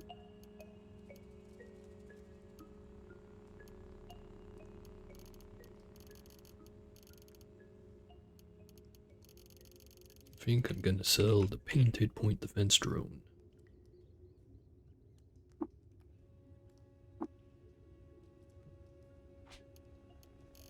Let's look at all the shit I just bought. Antimatter cell.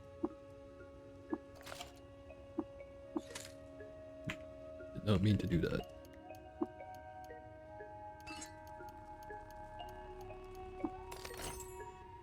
Masterwork High Voltage Arc Winder. Powered Exoskeleton. Very nice. Resonance Grenade 2. Displacer Flawless Crystal Battle Axe. Some kind of pistol. It's an arc winder.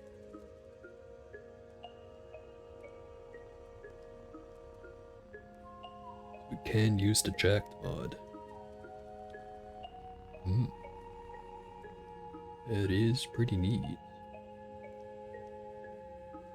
I forget what the name of the item is, but it's either a floating nearby slot or a worn on back slot or something where like it's just this really heavy steel plate or some type of metal plate. I think you need to use shoot, what's the mod for it? The one that makes it weightless when it's powered. I think I had one of those on my golem once. I had to go find it over in the Moonstair, whatever the actual name of the item was. Really should remember it when I'm trying to recommend it to people. Yeah, fitted with suspensors. Shoot, what was the thing called again? But yeah, the item is so heavy that if you don't have it fitted with suspensors, it basically can't equip it. The golem spawns with Beetle rewards is awesome. Now, is that just like it'll randomly give you some Beetle rewards, or is it going to give you a lot, or is it going to give you some good ones? All the items are giant. Ooh, that is pretty good.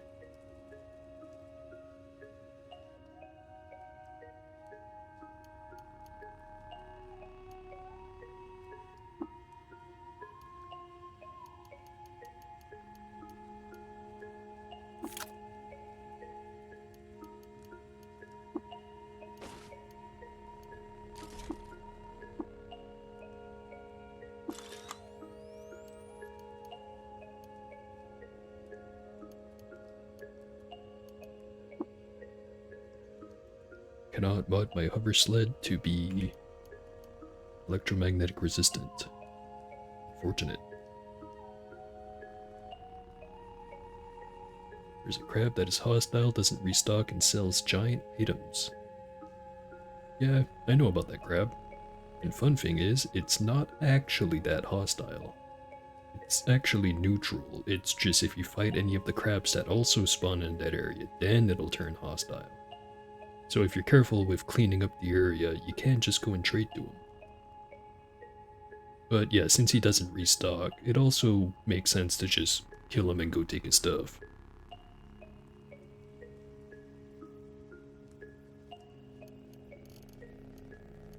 At least, I'm pretty sure they haven't changed it since last time I did it.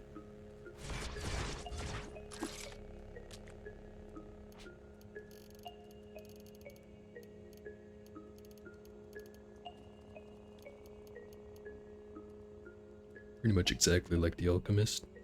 Yeah, I'd say so. Except unlike the Alchemist, he has a couple of bodyguards with him.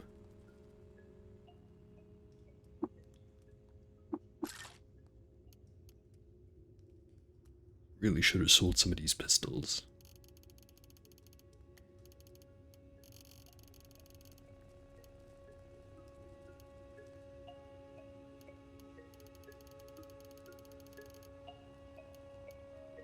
Well, the only reason the Alchemist doesn't need him is because the Alchemist's main form of combat is take out everyone including yourself in the room.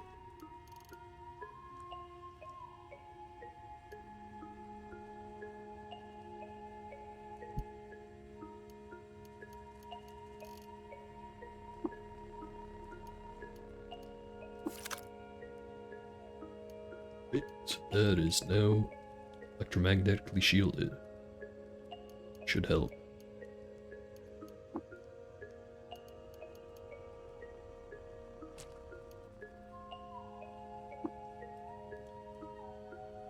Now What, I think I'm gonna go to the 6-day stilt. Haven't been there in a minute.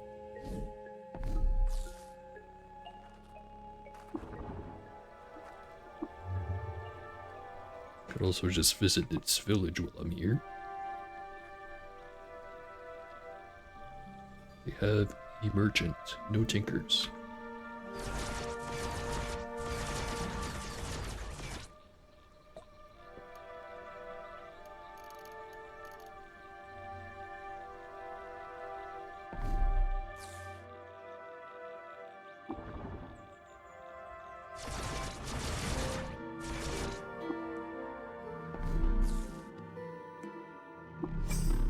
Notice some ruins. Check it out. Discovered Haelitum. What a place.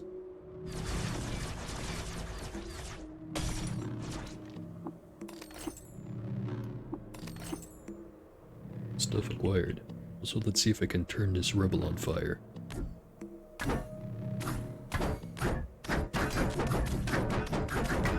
Doesn't seem like it.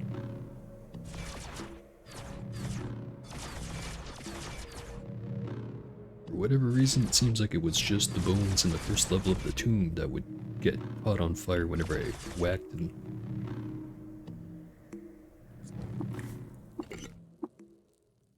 Or clones. One clone. Two clones.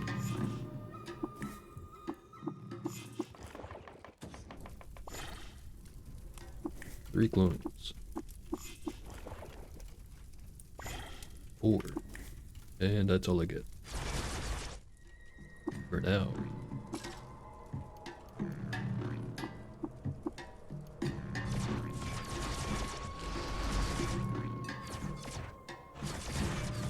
High capacity radio powered mega power core. Is it susceptible to EMPs? If it is, would recommend electromagnetically shielded. If you don't have to worry about it, then... Well, actually, if I can only take the stuff that a power cell does, then I guess high capacity radio powered is pretty much all you can really get out of it, right? At least I think. If it's heavy as shit, you could also make it willowy. It's EMP, the whole thing shuts off anyway. Yeah, that is a good point.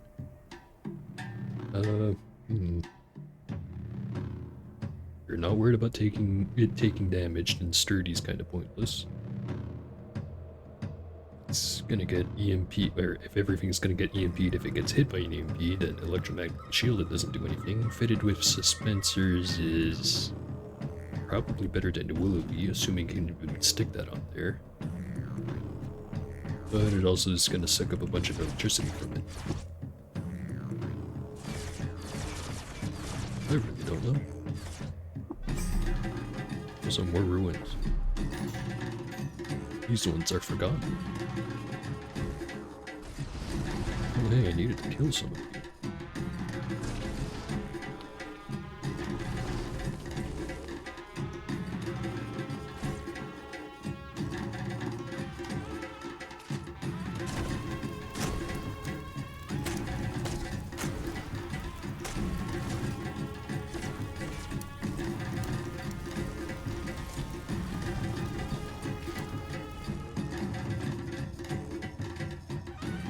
I think the core counts for carry capacity when slotted in. In that case, I really don't know what to put as deferred mod for that. It sounds like you already got everything you can get out of it if you have high capacity and radio powered. Also check out this book, Wary of You, But I Don't. Light, for instance, is a matter of the dirt. The High Strata Window Makers, 5th edition. Yeah, metered is probably the only thing you can throw on there. Although, it's not going to be terribly useful. But hey, if you just want to bling it out, might as well, right? Anyway, back to the book. Pro Song, Deaf Wonder, Colony of the Dust Particles in the Time of querulous inquisitions, of confessions on lined parchment. Also, there was graffiti over there. What is your wisdom, wall? Might it not be given, and no mistake?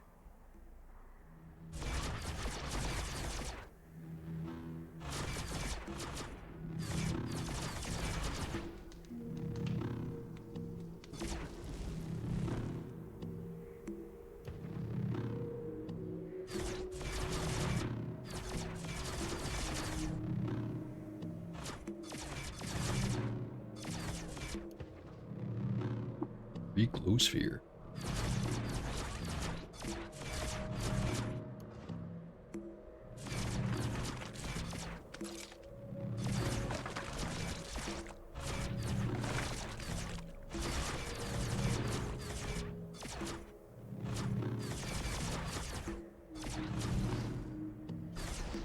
Guy still isn't dead, but I changed that.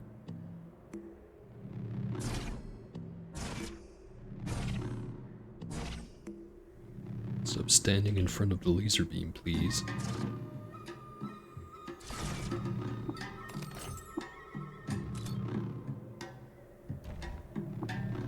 To descry.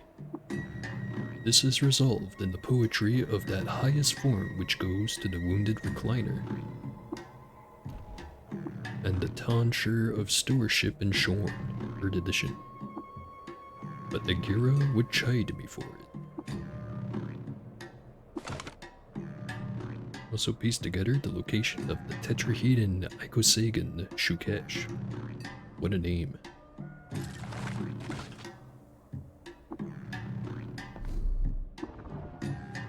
And lost again. No longer lost.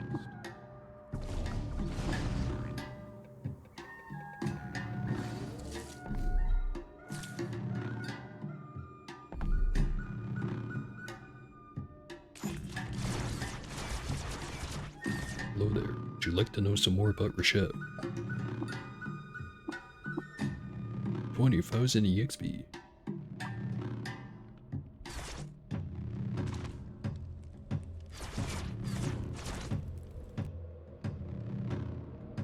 Hello, Sheeb. Would you like some books?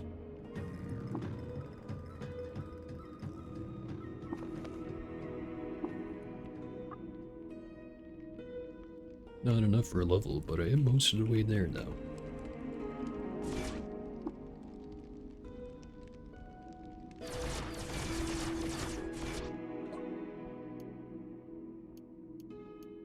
Some warm static.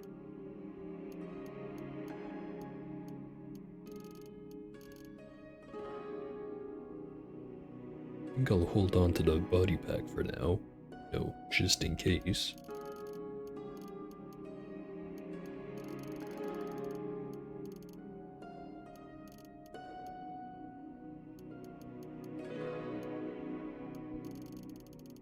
Start by selling pistols. Sell 1 pistol. Some nuggets.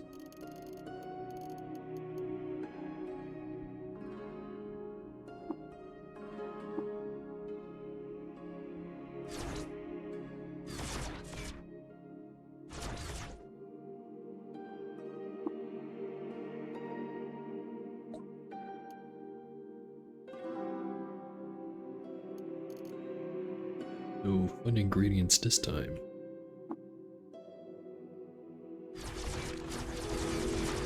Place the wings with a flume flyer? That sounds like a good idea. Actually, doesn't have feet slot? Could you put anti-grav boots on there? So that could also work pretty good.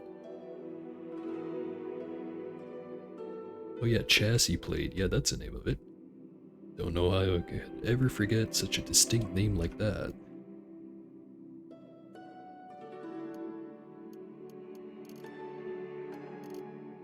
Yeah, especially since you could put the jacked mod on there. Makes a lot of sense to use something that takes power.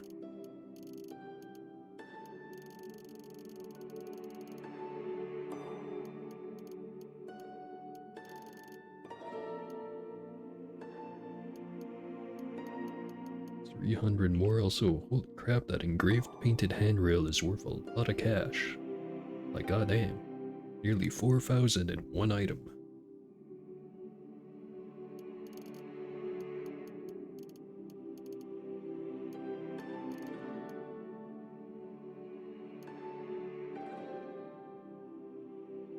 Can't wear the chassis plate because it takes 2 back slots on non-giants.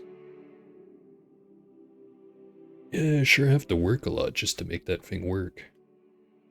So now that I think about it, does it still take 2 slots even if you use a high-powered magnet on it to turn that into a floating nearby item? I think it works like that, but I didn't exactly check.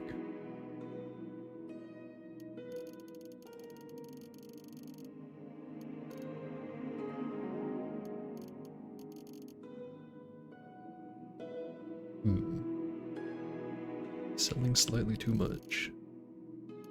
Just take the copper nug. In the pellets.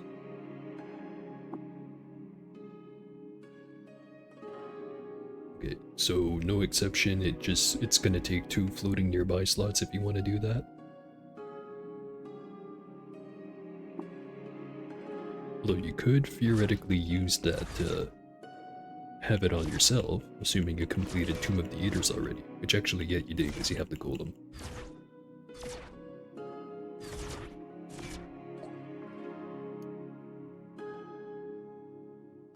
Yeah, if you could have it on 2 different types of slots, then it could work, but I get the feeling it's not gonna work like that.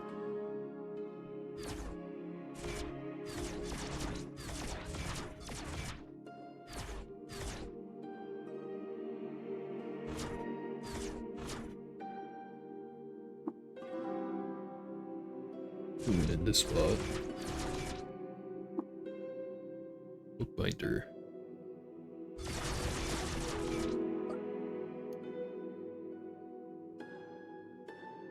Could just chuck all my money into buying all the books, then just go donate all of them. It's not like I'm doing anything else with all this cash.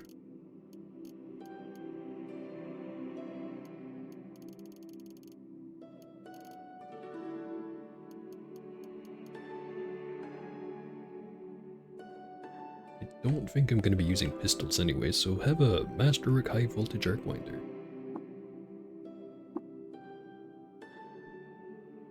Leyline puppeteers, yeah, that's always a solid option. I'm guessing the neutron flux is a non-issue at that point in your playthrough. Actually, no, wait. Can you make those jacked? And if you do, does it remove the requirement to have to stick neutron flux in it?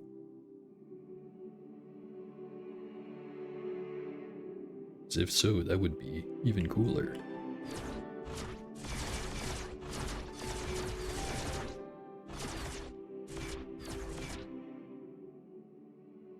Although, if you can easily power it, then... I don't know what other mods you'd even stick on Leyline Puppeteers, though.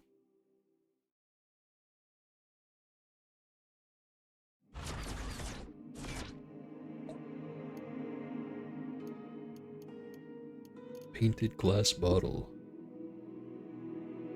In 6116 before a chef, a corrupt administrator was appointed Minister of the Historians' Democracy of Apad. She outlawed association with Beetles, and Yahim was forced to flee. I read that one already. 6 fingers is always an option. Kind of expensive just to get a +1 agility, but hey, might as well.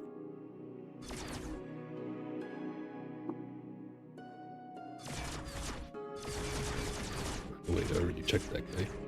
Next one.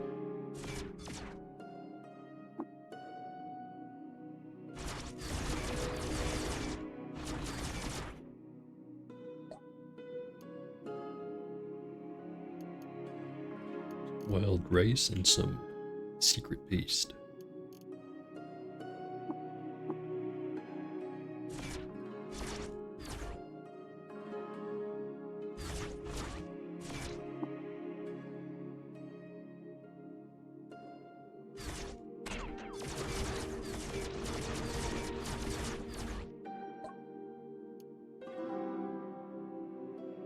Bunch of stuff, but nothing I want.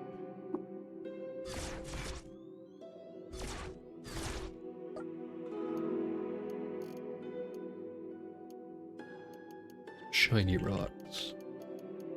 Best kind of rocks. Actually, that's a lie. The best kind of rocks are the most expensive type of rock, regardless of how shiny.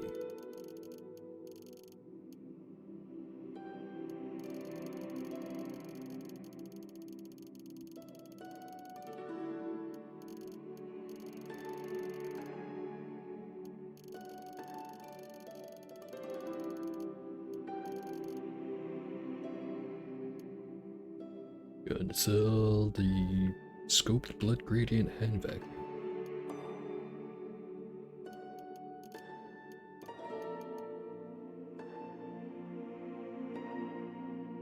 It's too bad jewel encrusted stuff doesn't keep its value from trading.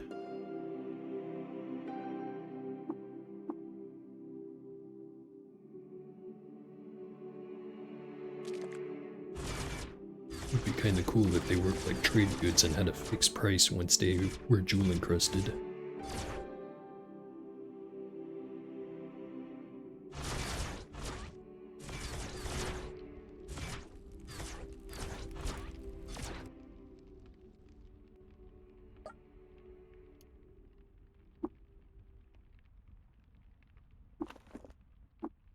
So for 1,338 water, roughly, I got 10,069 EXP,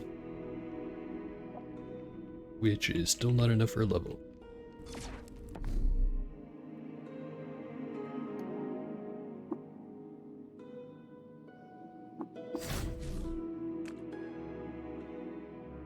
Why is there dilute salt all over the ground here? It's not my fault.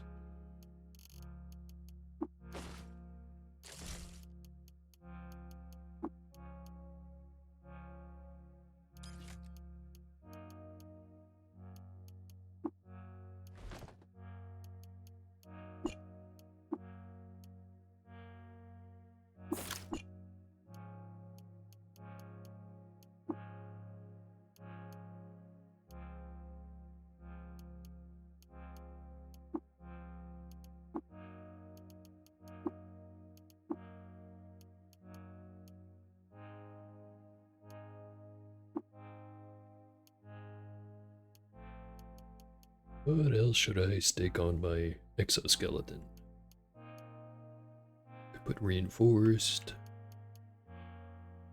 I think I need lantern reflective, or refractive, flexi weaved, baby fitted with cleats. More move speed is, or no wait, that's not move speed, that's resistance to being knocked down, or restrained. It's actually also pretty good. Not that it matters, because I just realized I do not have any 7s. Never mind that then.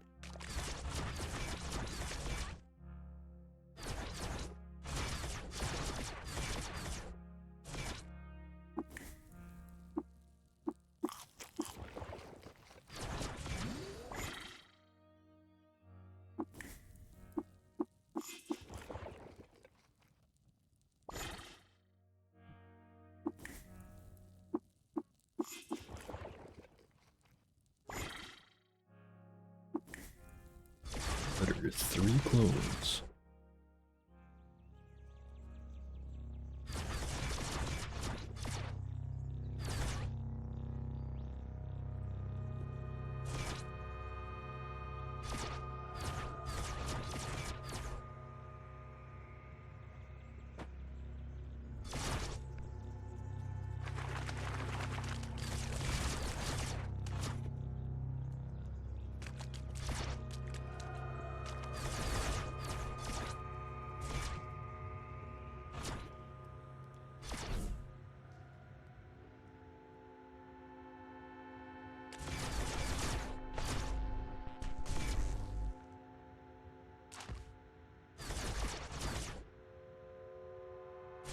Back to the secret tunnel.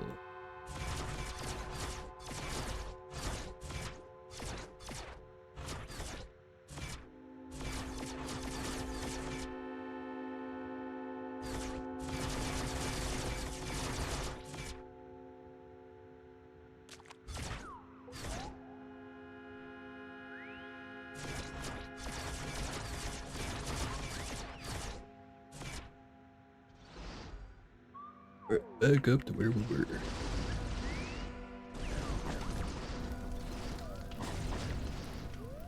Shit's on fire, yo.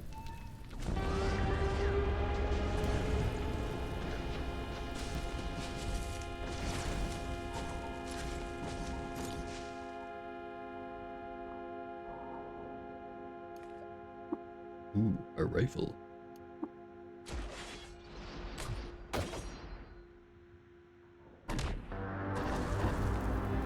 And we're level 36.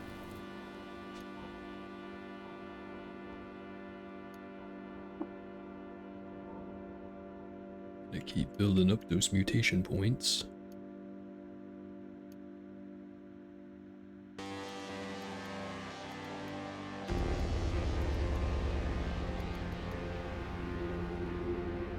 Not sure if I should save my skill points or just spend them on wacky stuff. Guess I could get around to getting backswing finally.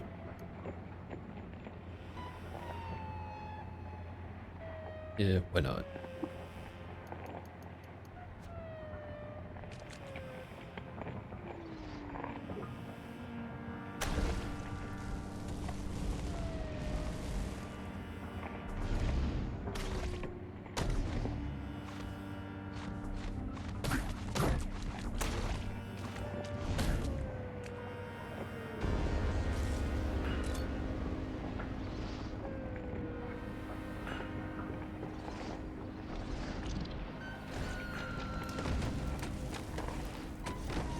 Bench is on fire.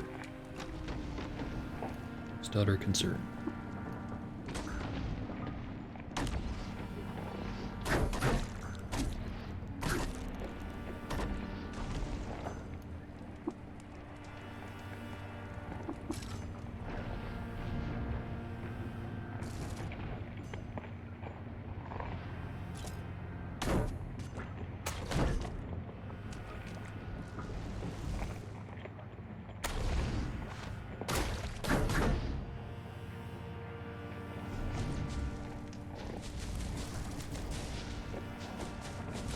The flowers are burning.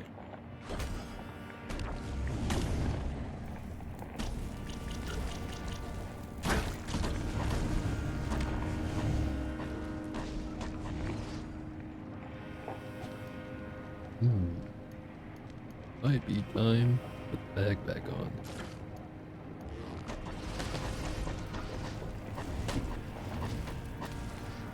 It's nice while it lasted. So graffiti, what is your wisdom?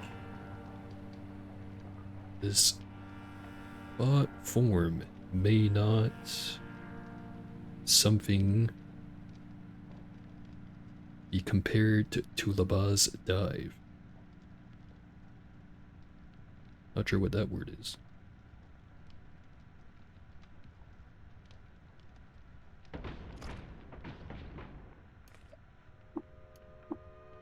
An Eigen pistol.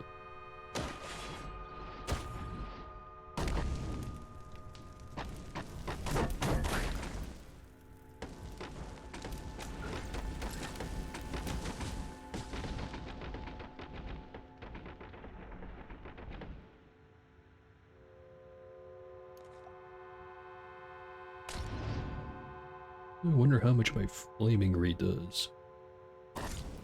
46. I'd have expected it to do more.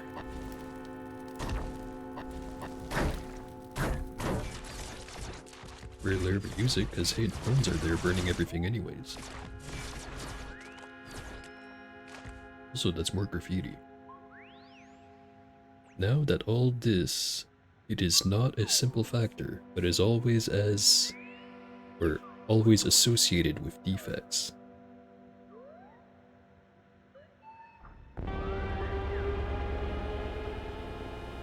Huh.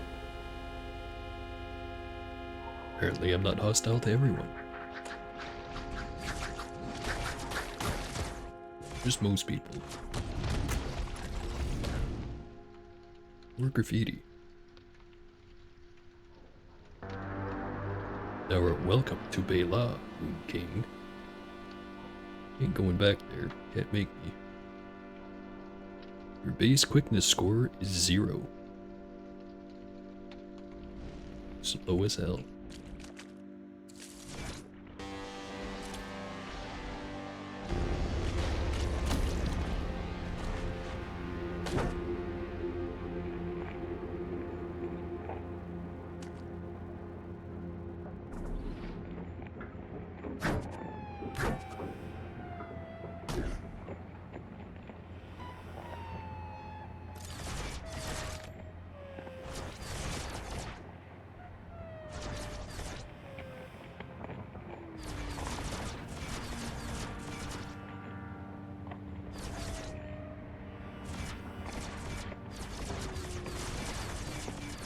I gotta say, even if this run ends in like the literal next room, this has so far been one of the funner ones.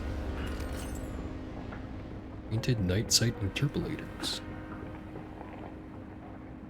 At noon, under a rare and scarlet sky, the people of New Turkakesh saw an image on the horizon that looked like a glass bathed in scarlet. It was Polydoc II, and after he came and left New Turkakesh, the people built a monument to him and thenceforth called him Glass and Scarlet. That is an upgrade.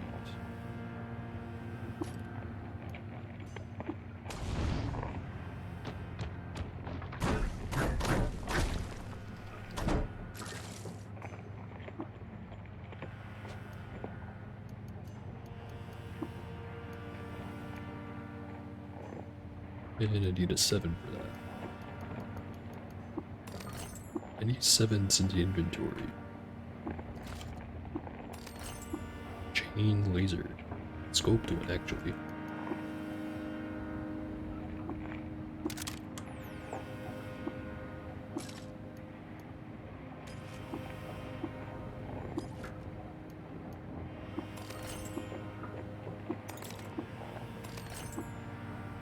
Masterwork sturdy linear cannon. Well, I am built for heavy weapons.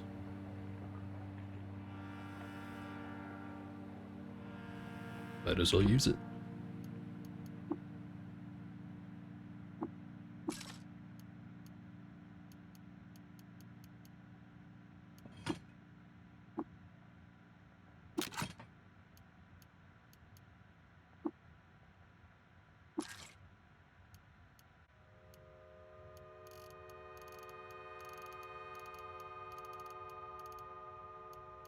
So I could get a 7 from disassembling the space inverter.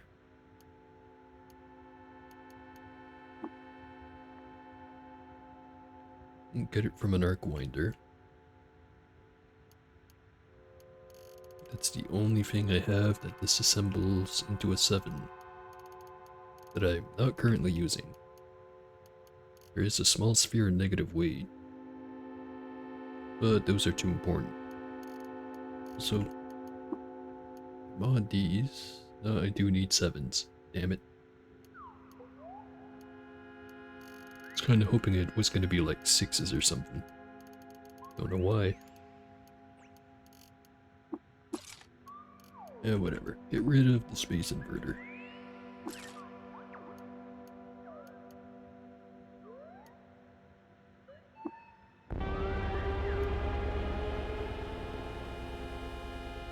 That's not what I was going to spend that on.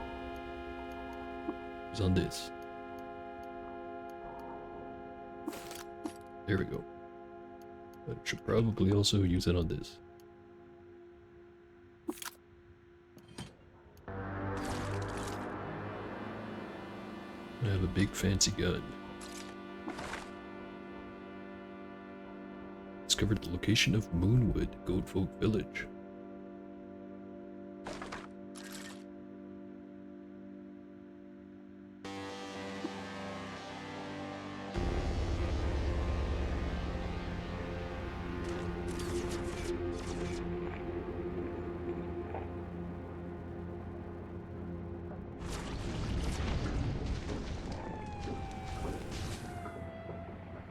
Wow, that's a lot of Vantabuds.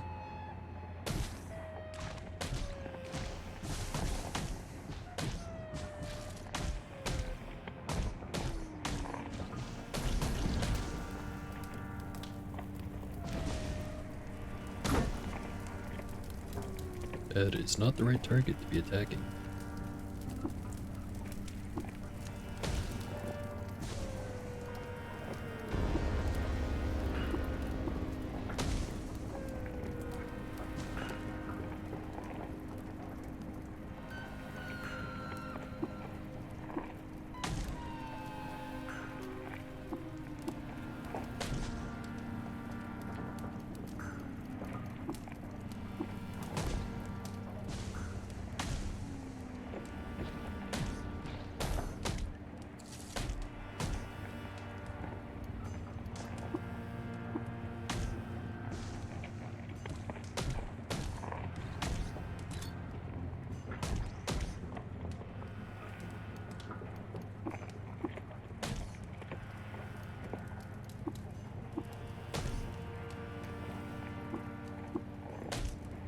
Cleared all of them.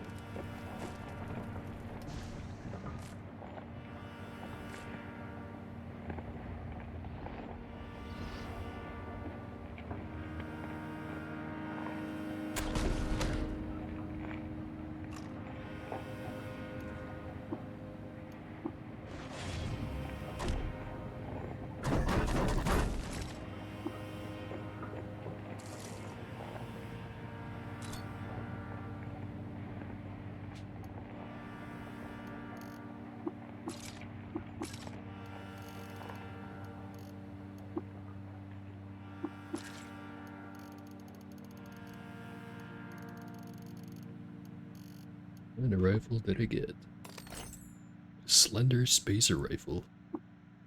Nice. Woolly step sewers. Yeah, kinda mid. Well, they're probably not that bad, it's just, not my style.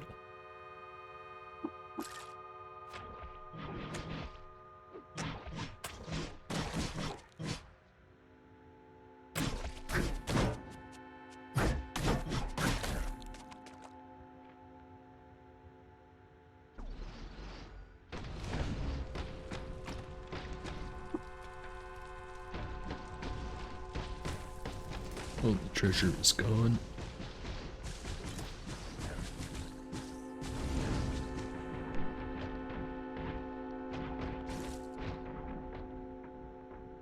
There are many blocks of dirt.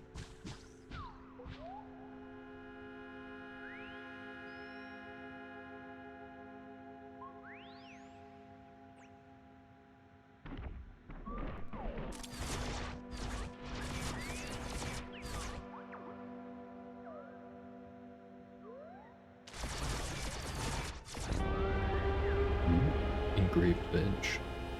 At Starfarer's Cave, Rashef consulted with mysterious strangers and learned the secrets. The Gyre, I don't know. By cause of the misdeeds of the Elder Sods and Sultans, star beings had levied a curse on Khud. Rashef vowed to make right from this wrong, redeem our doomed world. What a badass.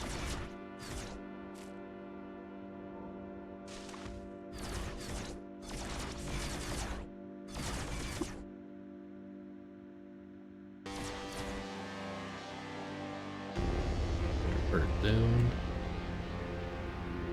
Over there.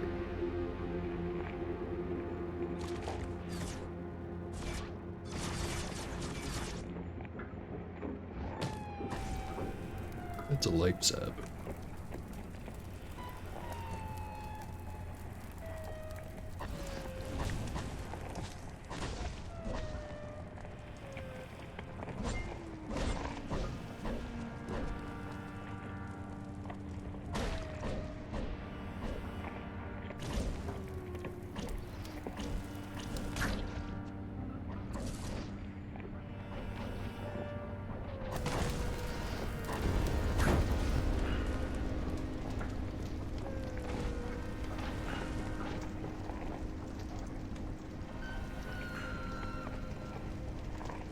Trending lampreys are neutral to me, apparently.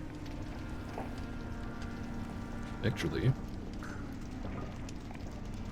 because they're part of the fish faction, aren't they? I remember I chill with the fish. Yeah, checks out.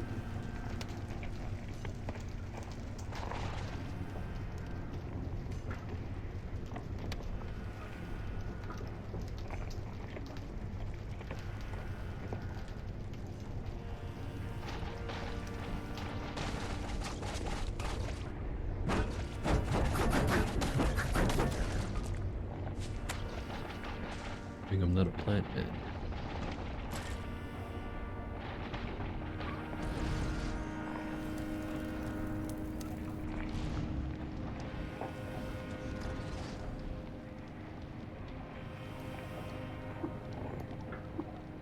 Painted flawless crystal aegis. While leading a small army in the geologist monarchy of Shubak, Yahim assassinated the Sultan of Qud over the rights of Beetles. She won and proclaimed herself Sultan. She was 27 years old.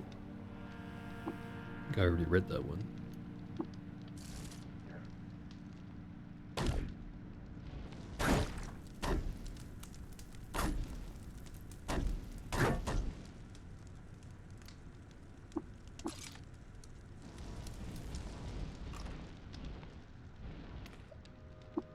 Ooh, finally finding some quartz for stuff.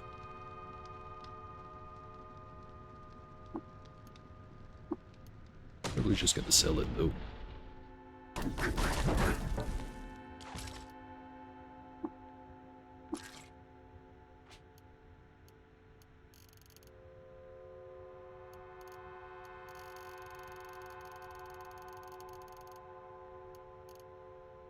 Oh, right, the shield, that's what I wanted to look at.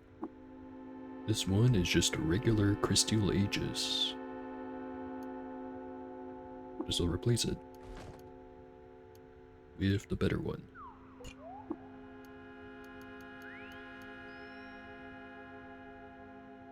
Not gonna put a spike on it though. Mostly because I can't.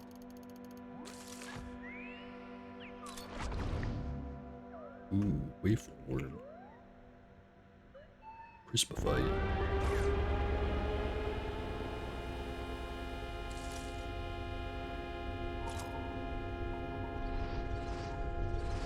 Is that a stable portal? Hope it is. Well, one of the dumbasses following me around just went right into it. And more vent themes.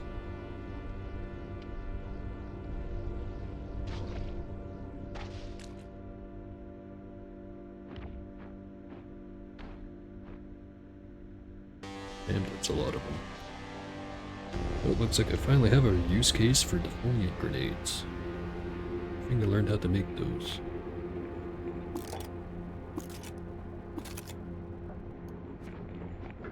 Just go right in the middle.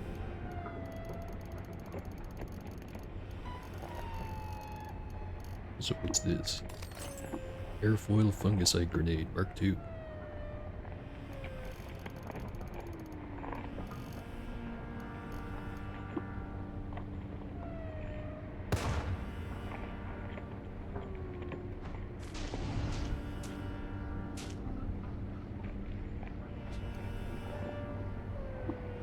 Detonate another one.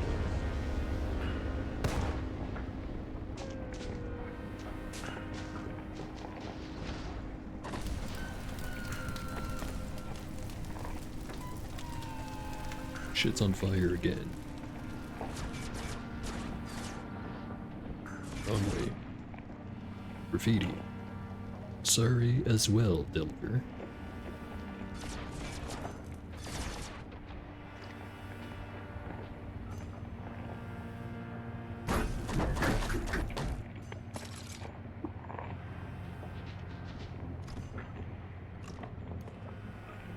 A painted high-energy thermocask. In 3 before Reshef, the gyre widened, and the first triad of plagues afflicted the land. Water was poisoned with salt, Gershlings ravaged the fruits and wheat, and tongues rotted away in the mouths of kith and kin. Reshef walked below the chrome arches and healed the sick.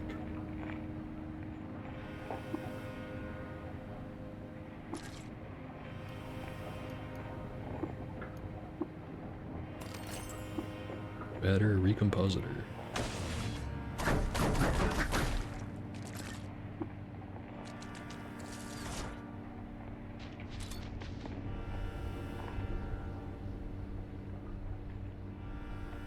Still have a couple of antibuds. Take them out.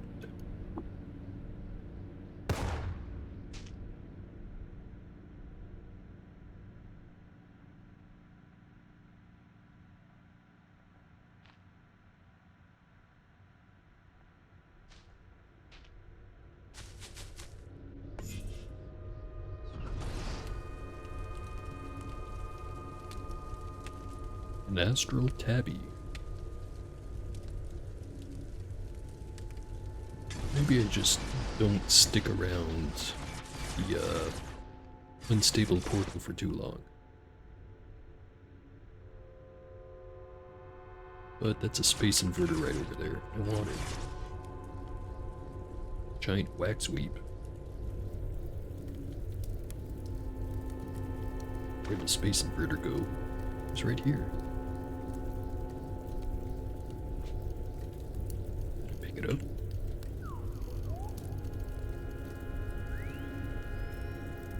Doesn't look like it.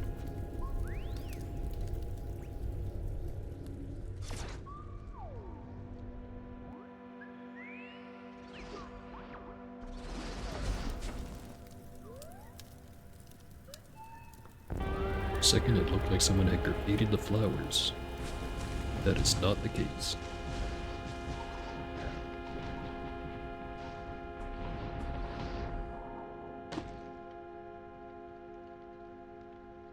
My clones fell down a deep shaft.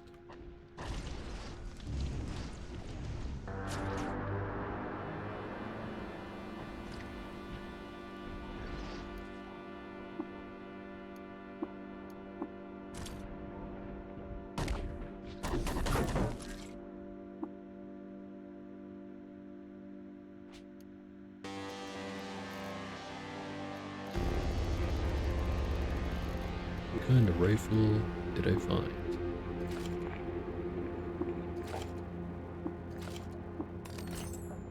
Liquid-cooled, sturdy chain laser. I think I'm already past the point of needing these.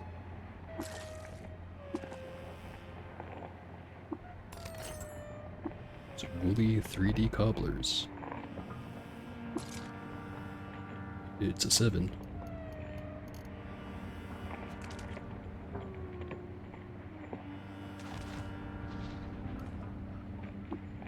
Painted weird artifact. Better masterwork high voltage arc winder.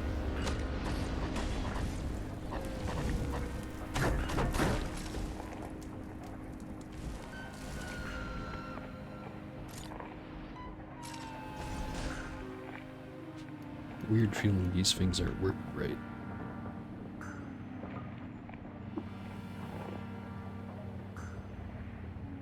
What happened to that biodynamic cell I had in there? Or maybe I just never put a cell in there. I've just been kind of wandering around with it. Completely unpowered, never noticing.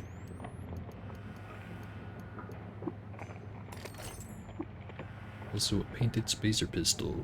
Very cool. Late in 6224 before Chef, after having made enemies with a collective of cooks, the Sultan of Cud abdicated the throne.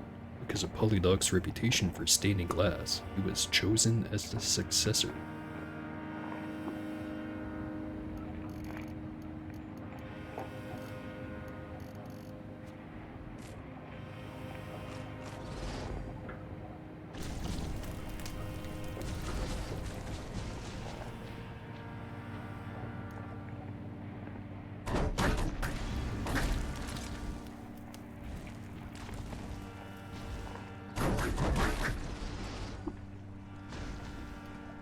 Sure feels good being able to fold these crypt shitters in half. Anyway, fettered, scaled, sturdy, flawless crystal boots.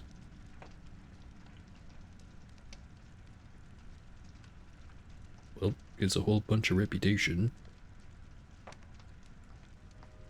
Might as well wear them.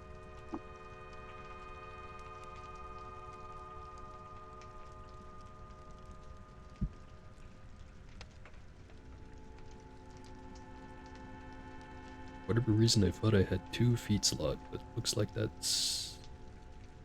Wait, what? Never mind. I do have feet, they just happen to be on my left antenna. However that works. Woolly Psychic Guardian with a terrifying visage. 4 mental armor, field psychic attacks against you, damage whoever did it, etc, etc. Seems alright. Not gonna use it though. Multi-scanner. And a gun rack.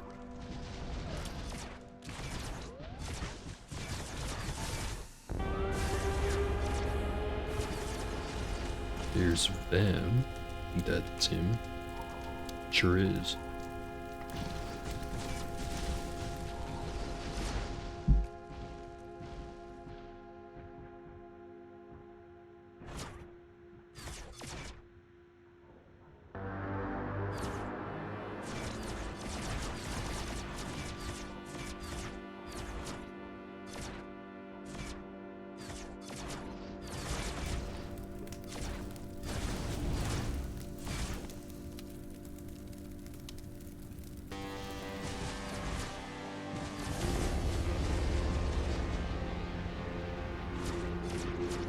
Alright, next room.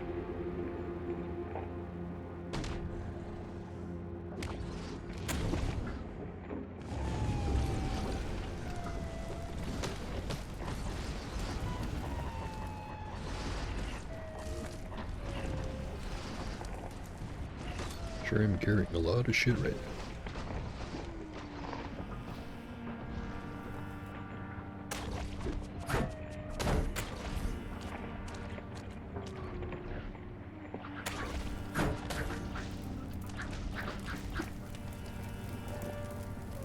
Letter 1 has fallen down a hole.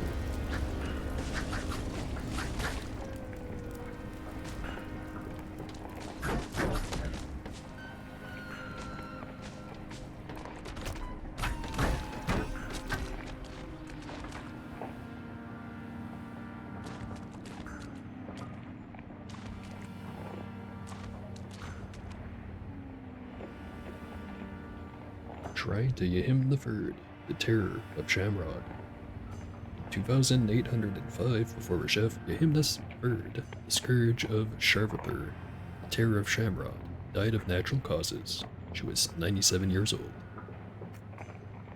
Apparently I already knew that.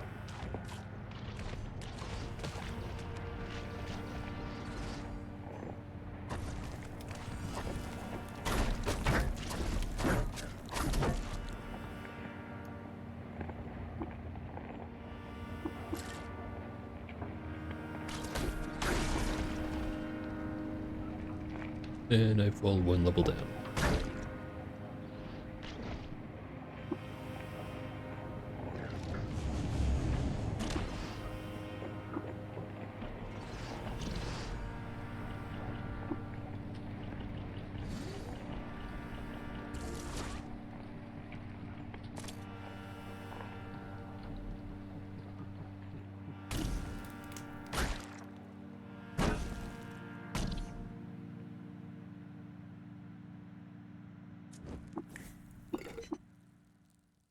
Might as well make up for the lost clones.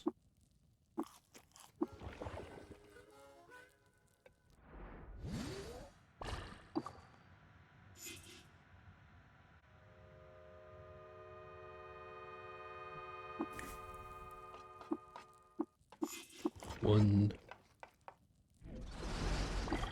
2, 3.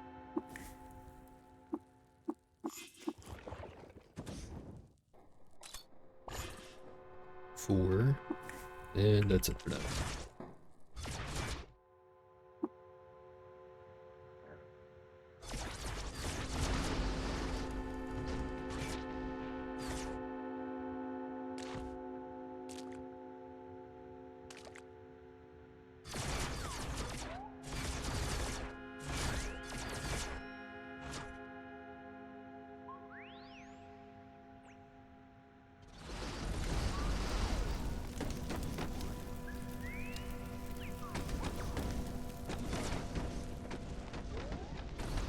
Ignore your incorporeal cat.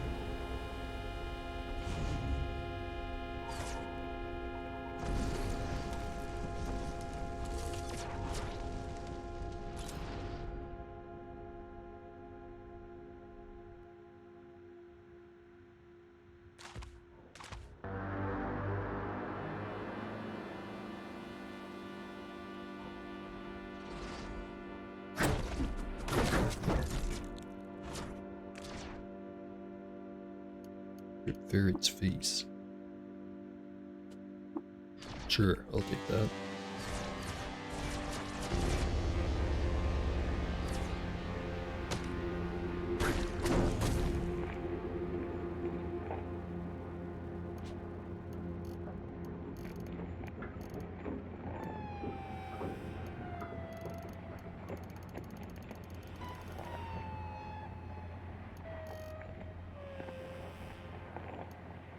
Just gonna get rid of some stuff.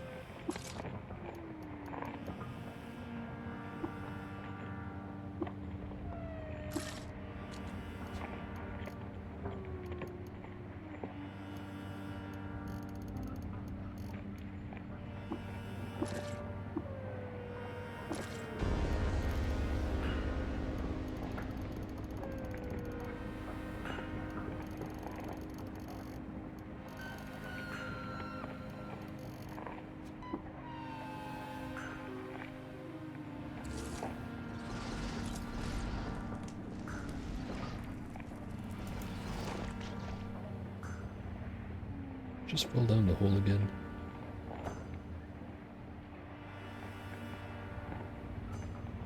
Yeah, I sure did fall down the hole again. Damn it.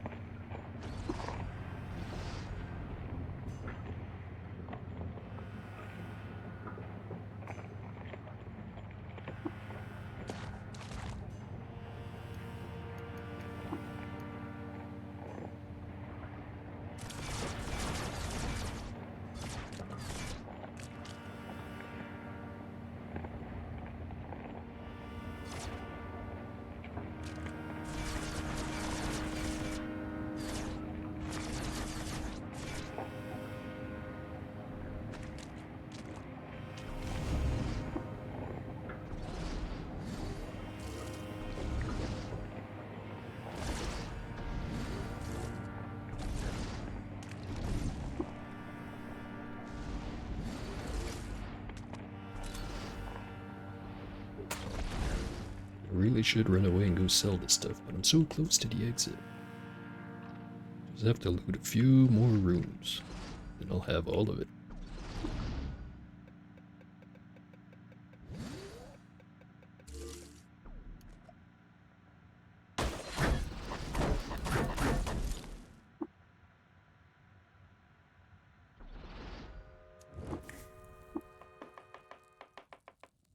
Hmm.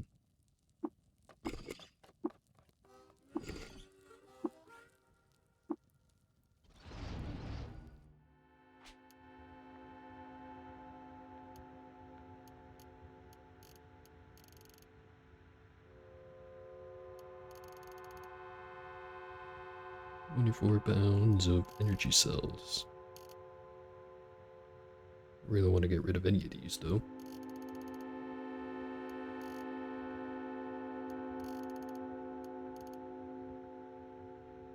£55 of missile weapons. You already have a null ray pistol.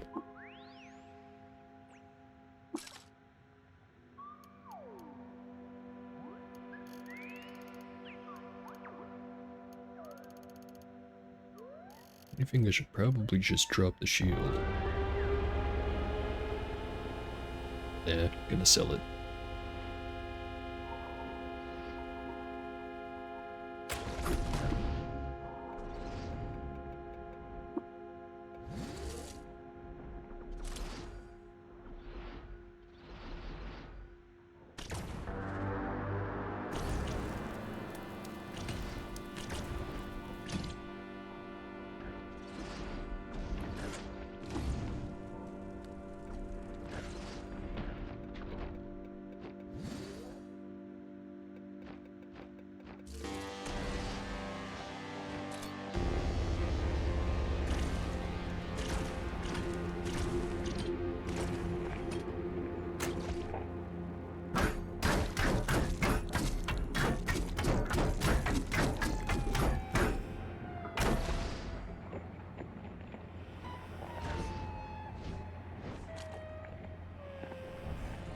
Insta-slamming.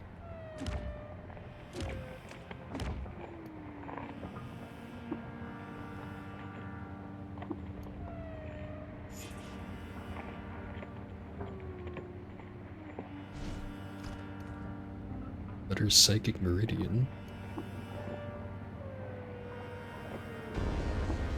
That one can stay there.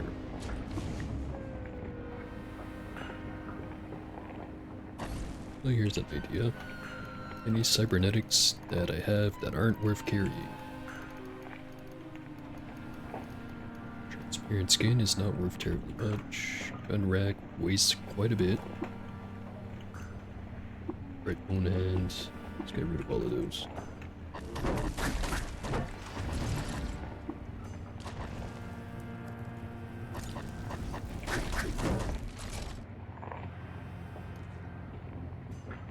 Crysteel Shardnail.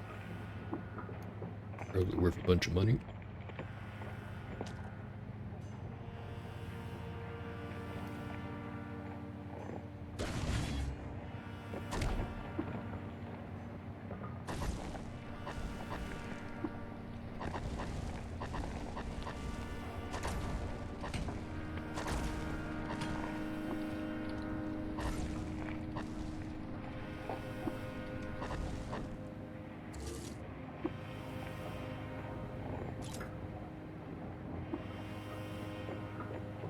One more room down. I think I have 2 left.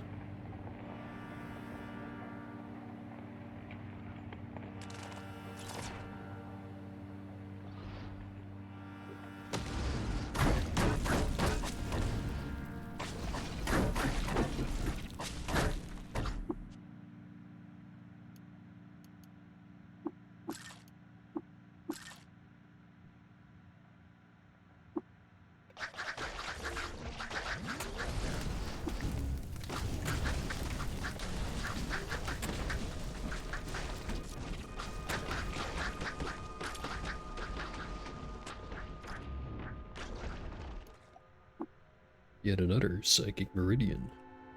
This one's engraved. While traveling alone in the Glassblowers aristocracy of Dazawar, Yahim II witnessed a falling star. From then on, she was obsessed with motes of lights. Light singular.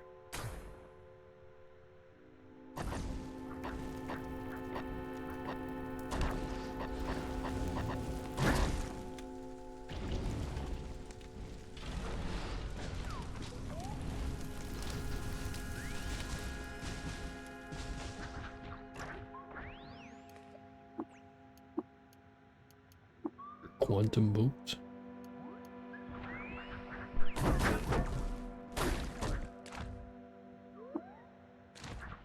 It'll go well with that other one that I also don't use.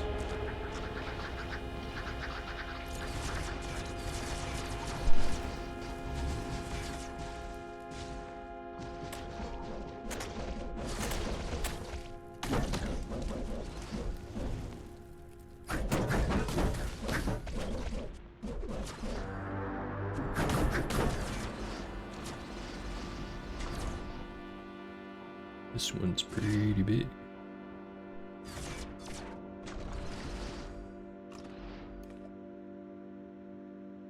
Engraved, flexi-weaved, high-energy Fromo cask. Seems expensive. This one's about the enfranchisement of insects again. I already read that one. I think I'm just gonna disassemble this though because it's heavy as hell, and it gives me a 7.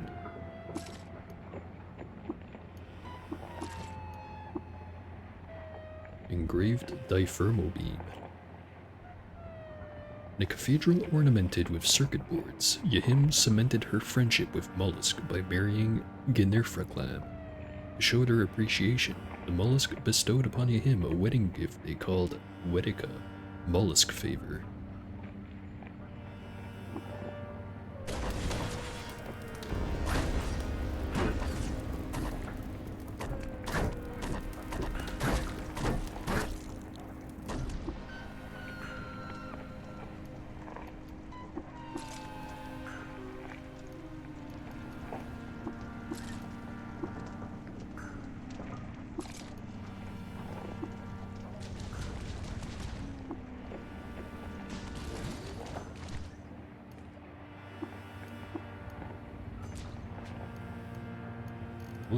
all the stuff I just picked up. Scoped handrail. Seems to be a pair of boots, and you think they're probably a variety of ninefold boots. I don't know what those are, but what are these? They are a slender version of them. Oh, I know these are useful, but I am never gonna use them.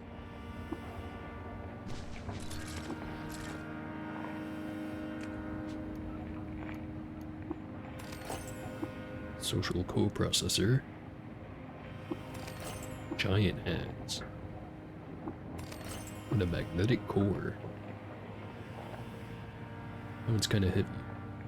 But it's also probably pretty valuable.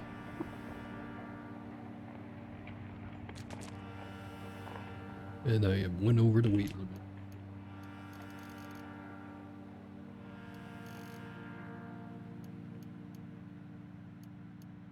Have to start cloning Beb. Yeah, actually that is a pretty good one to clone. Sometimes he has 8 bits.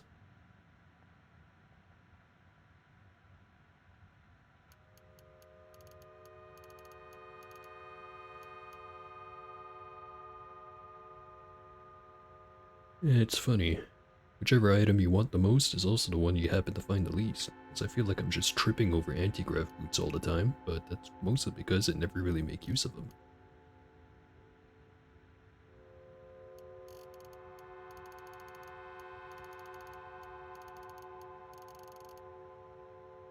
I think we're just gonna drop all these grave goods.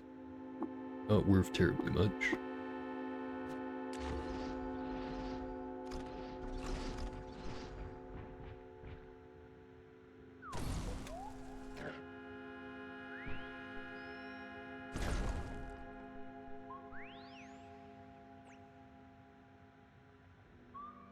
Oh, so it is really just a case of the game figured out that you wanted them, so the drop chance or the odds of it showing up in the drop table went way down to like 0.1%. The patented desire sensor.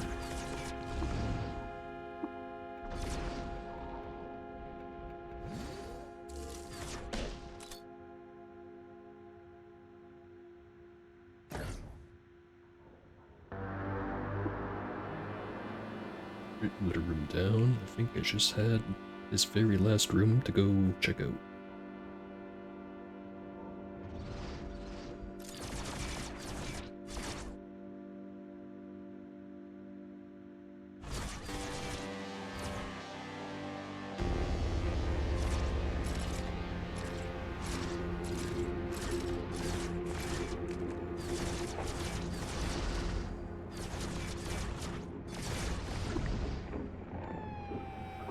Bone worm or something over there.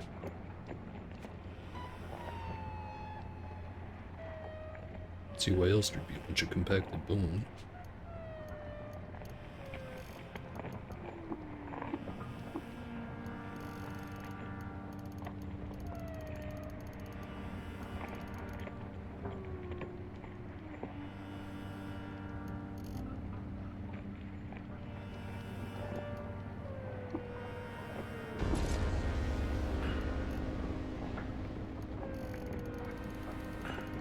Really should just teleport away and go sell all of this stuff, but I don't feel like it. And someone fell down a hole.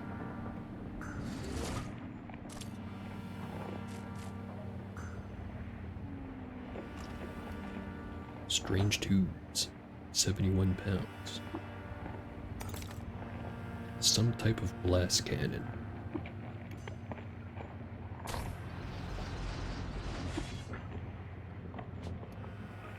I am carrying way too much. I think I probably have enough faces that I can just drop one. That one's a +2. That one's a +2. And these are also +2s. Drop the loose one.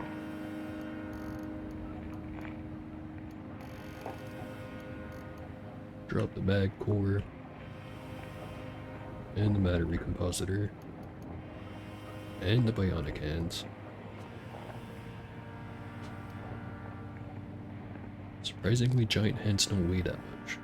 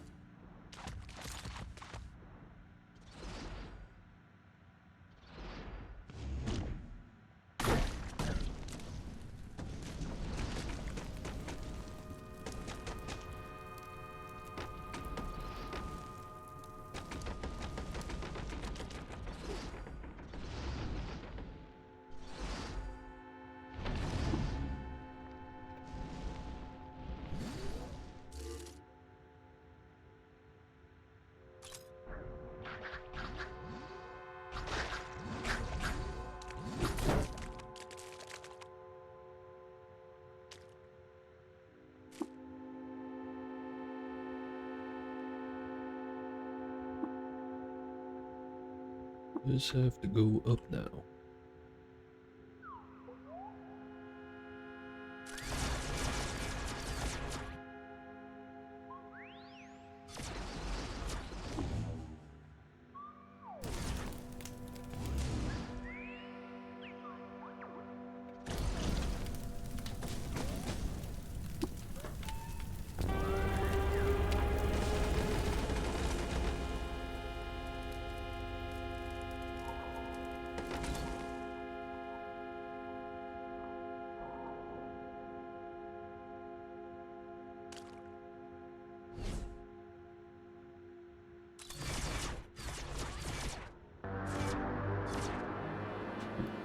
Just have to clear up a little bit of space in the inventory. Starting with this.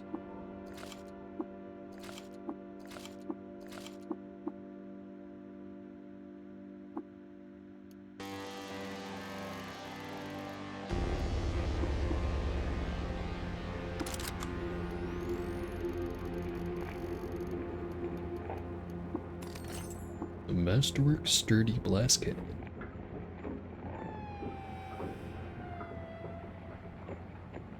Yeah, that's probably gonna get a lot more done than the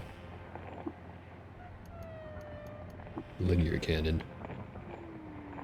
Like on the one hand, it seems really strong, but every time I use this thing, the fact that it's a vibro weapon really makes it not that great.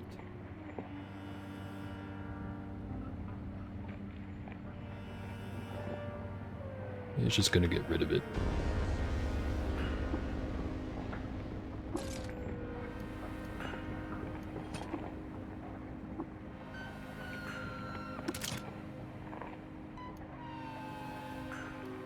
Now I just have to remember not to use this thing too recklessly. Not gonna electromagnetically shield it just yet either.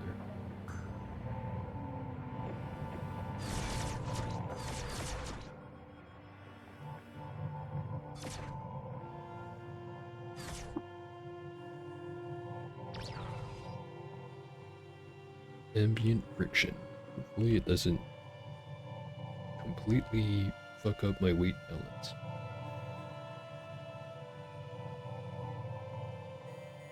The graffiti says, "Come later.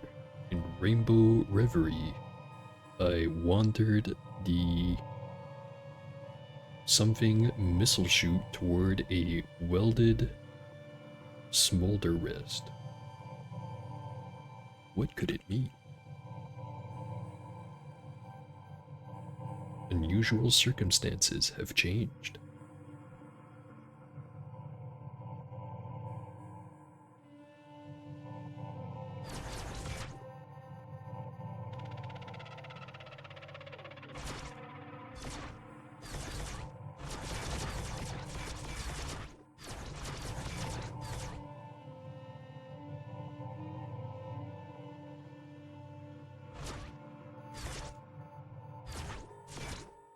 Graffiti.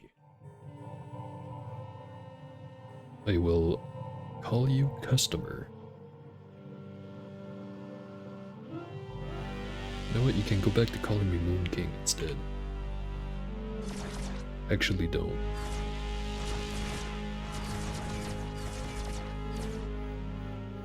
Secret graffiti. If something's all done as I am, I fear to even consider it.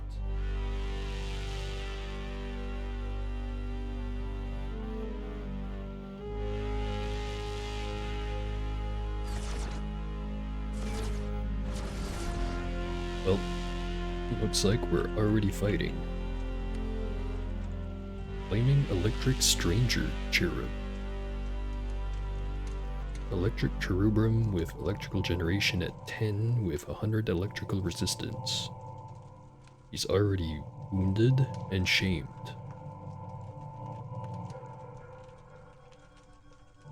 This one is a Glass Stranger Cherub. Or Cherub. Attacks have a 10% chance to dismember and reflects 25% damage back at attackers. So 2 glass, 2 electric. Should be able to handle this pretty easy.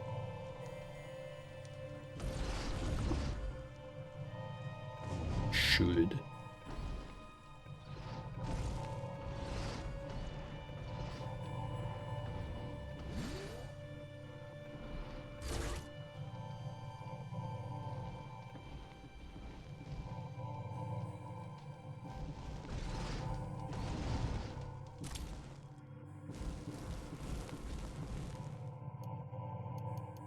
Clear battery. Nice.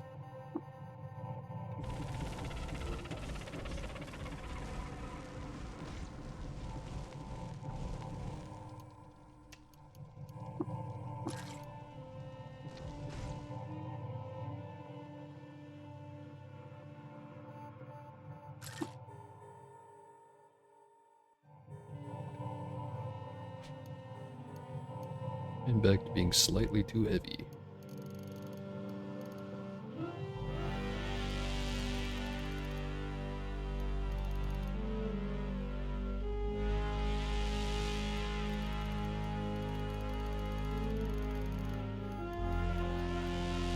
What? You seem like a very productive clone.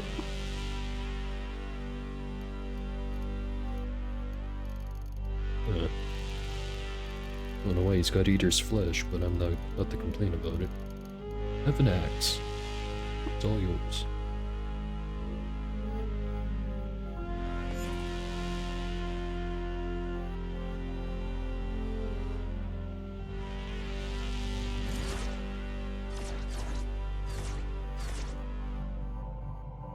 Well, I think I'm gonna end today's stream right here.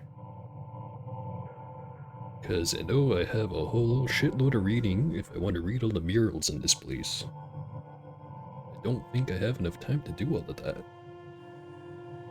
At least, not this session. Next session I'll have plenty of time.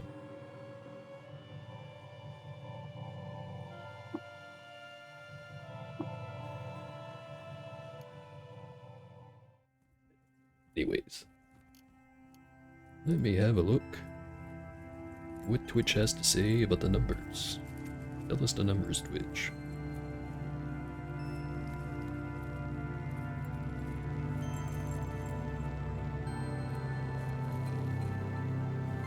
Numbers say 3. That's a nice number. But unfortunately, doesn't look like any of my buds are online. So probably just gonna end it right there. Although I should mention, tomorrow I am... Well, actually, you know what? Tomorrow I'm gonna be playing Armored Core 6. Since you talked me into it. But yeah, look forward to that.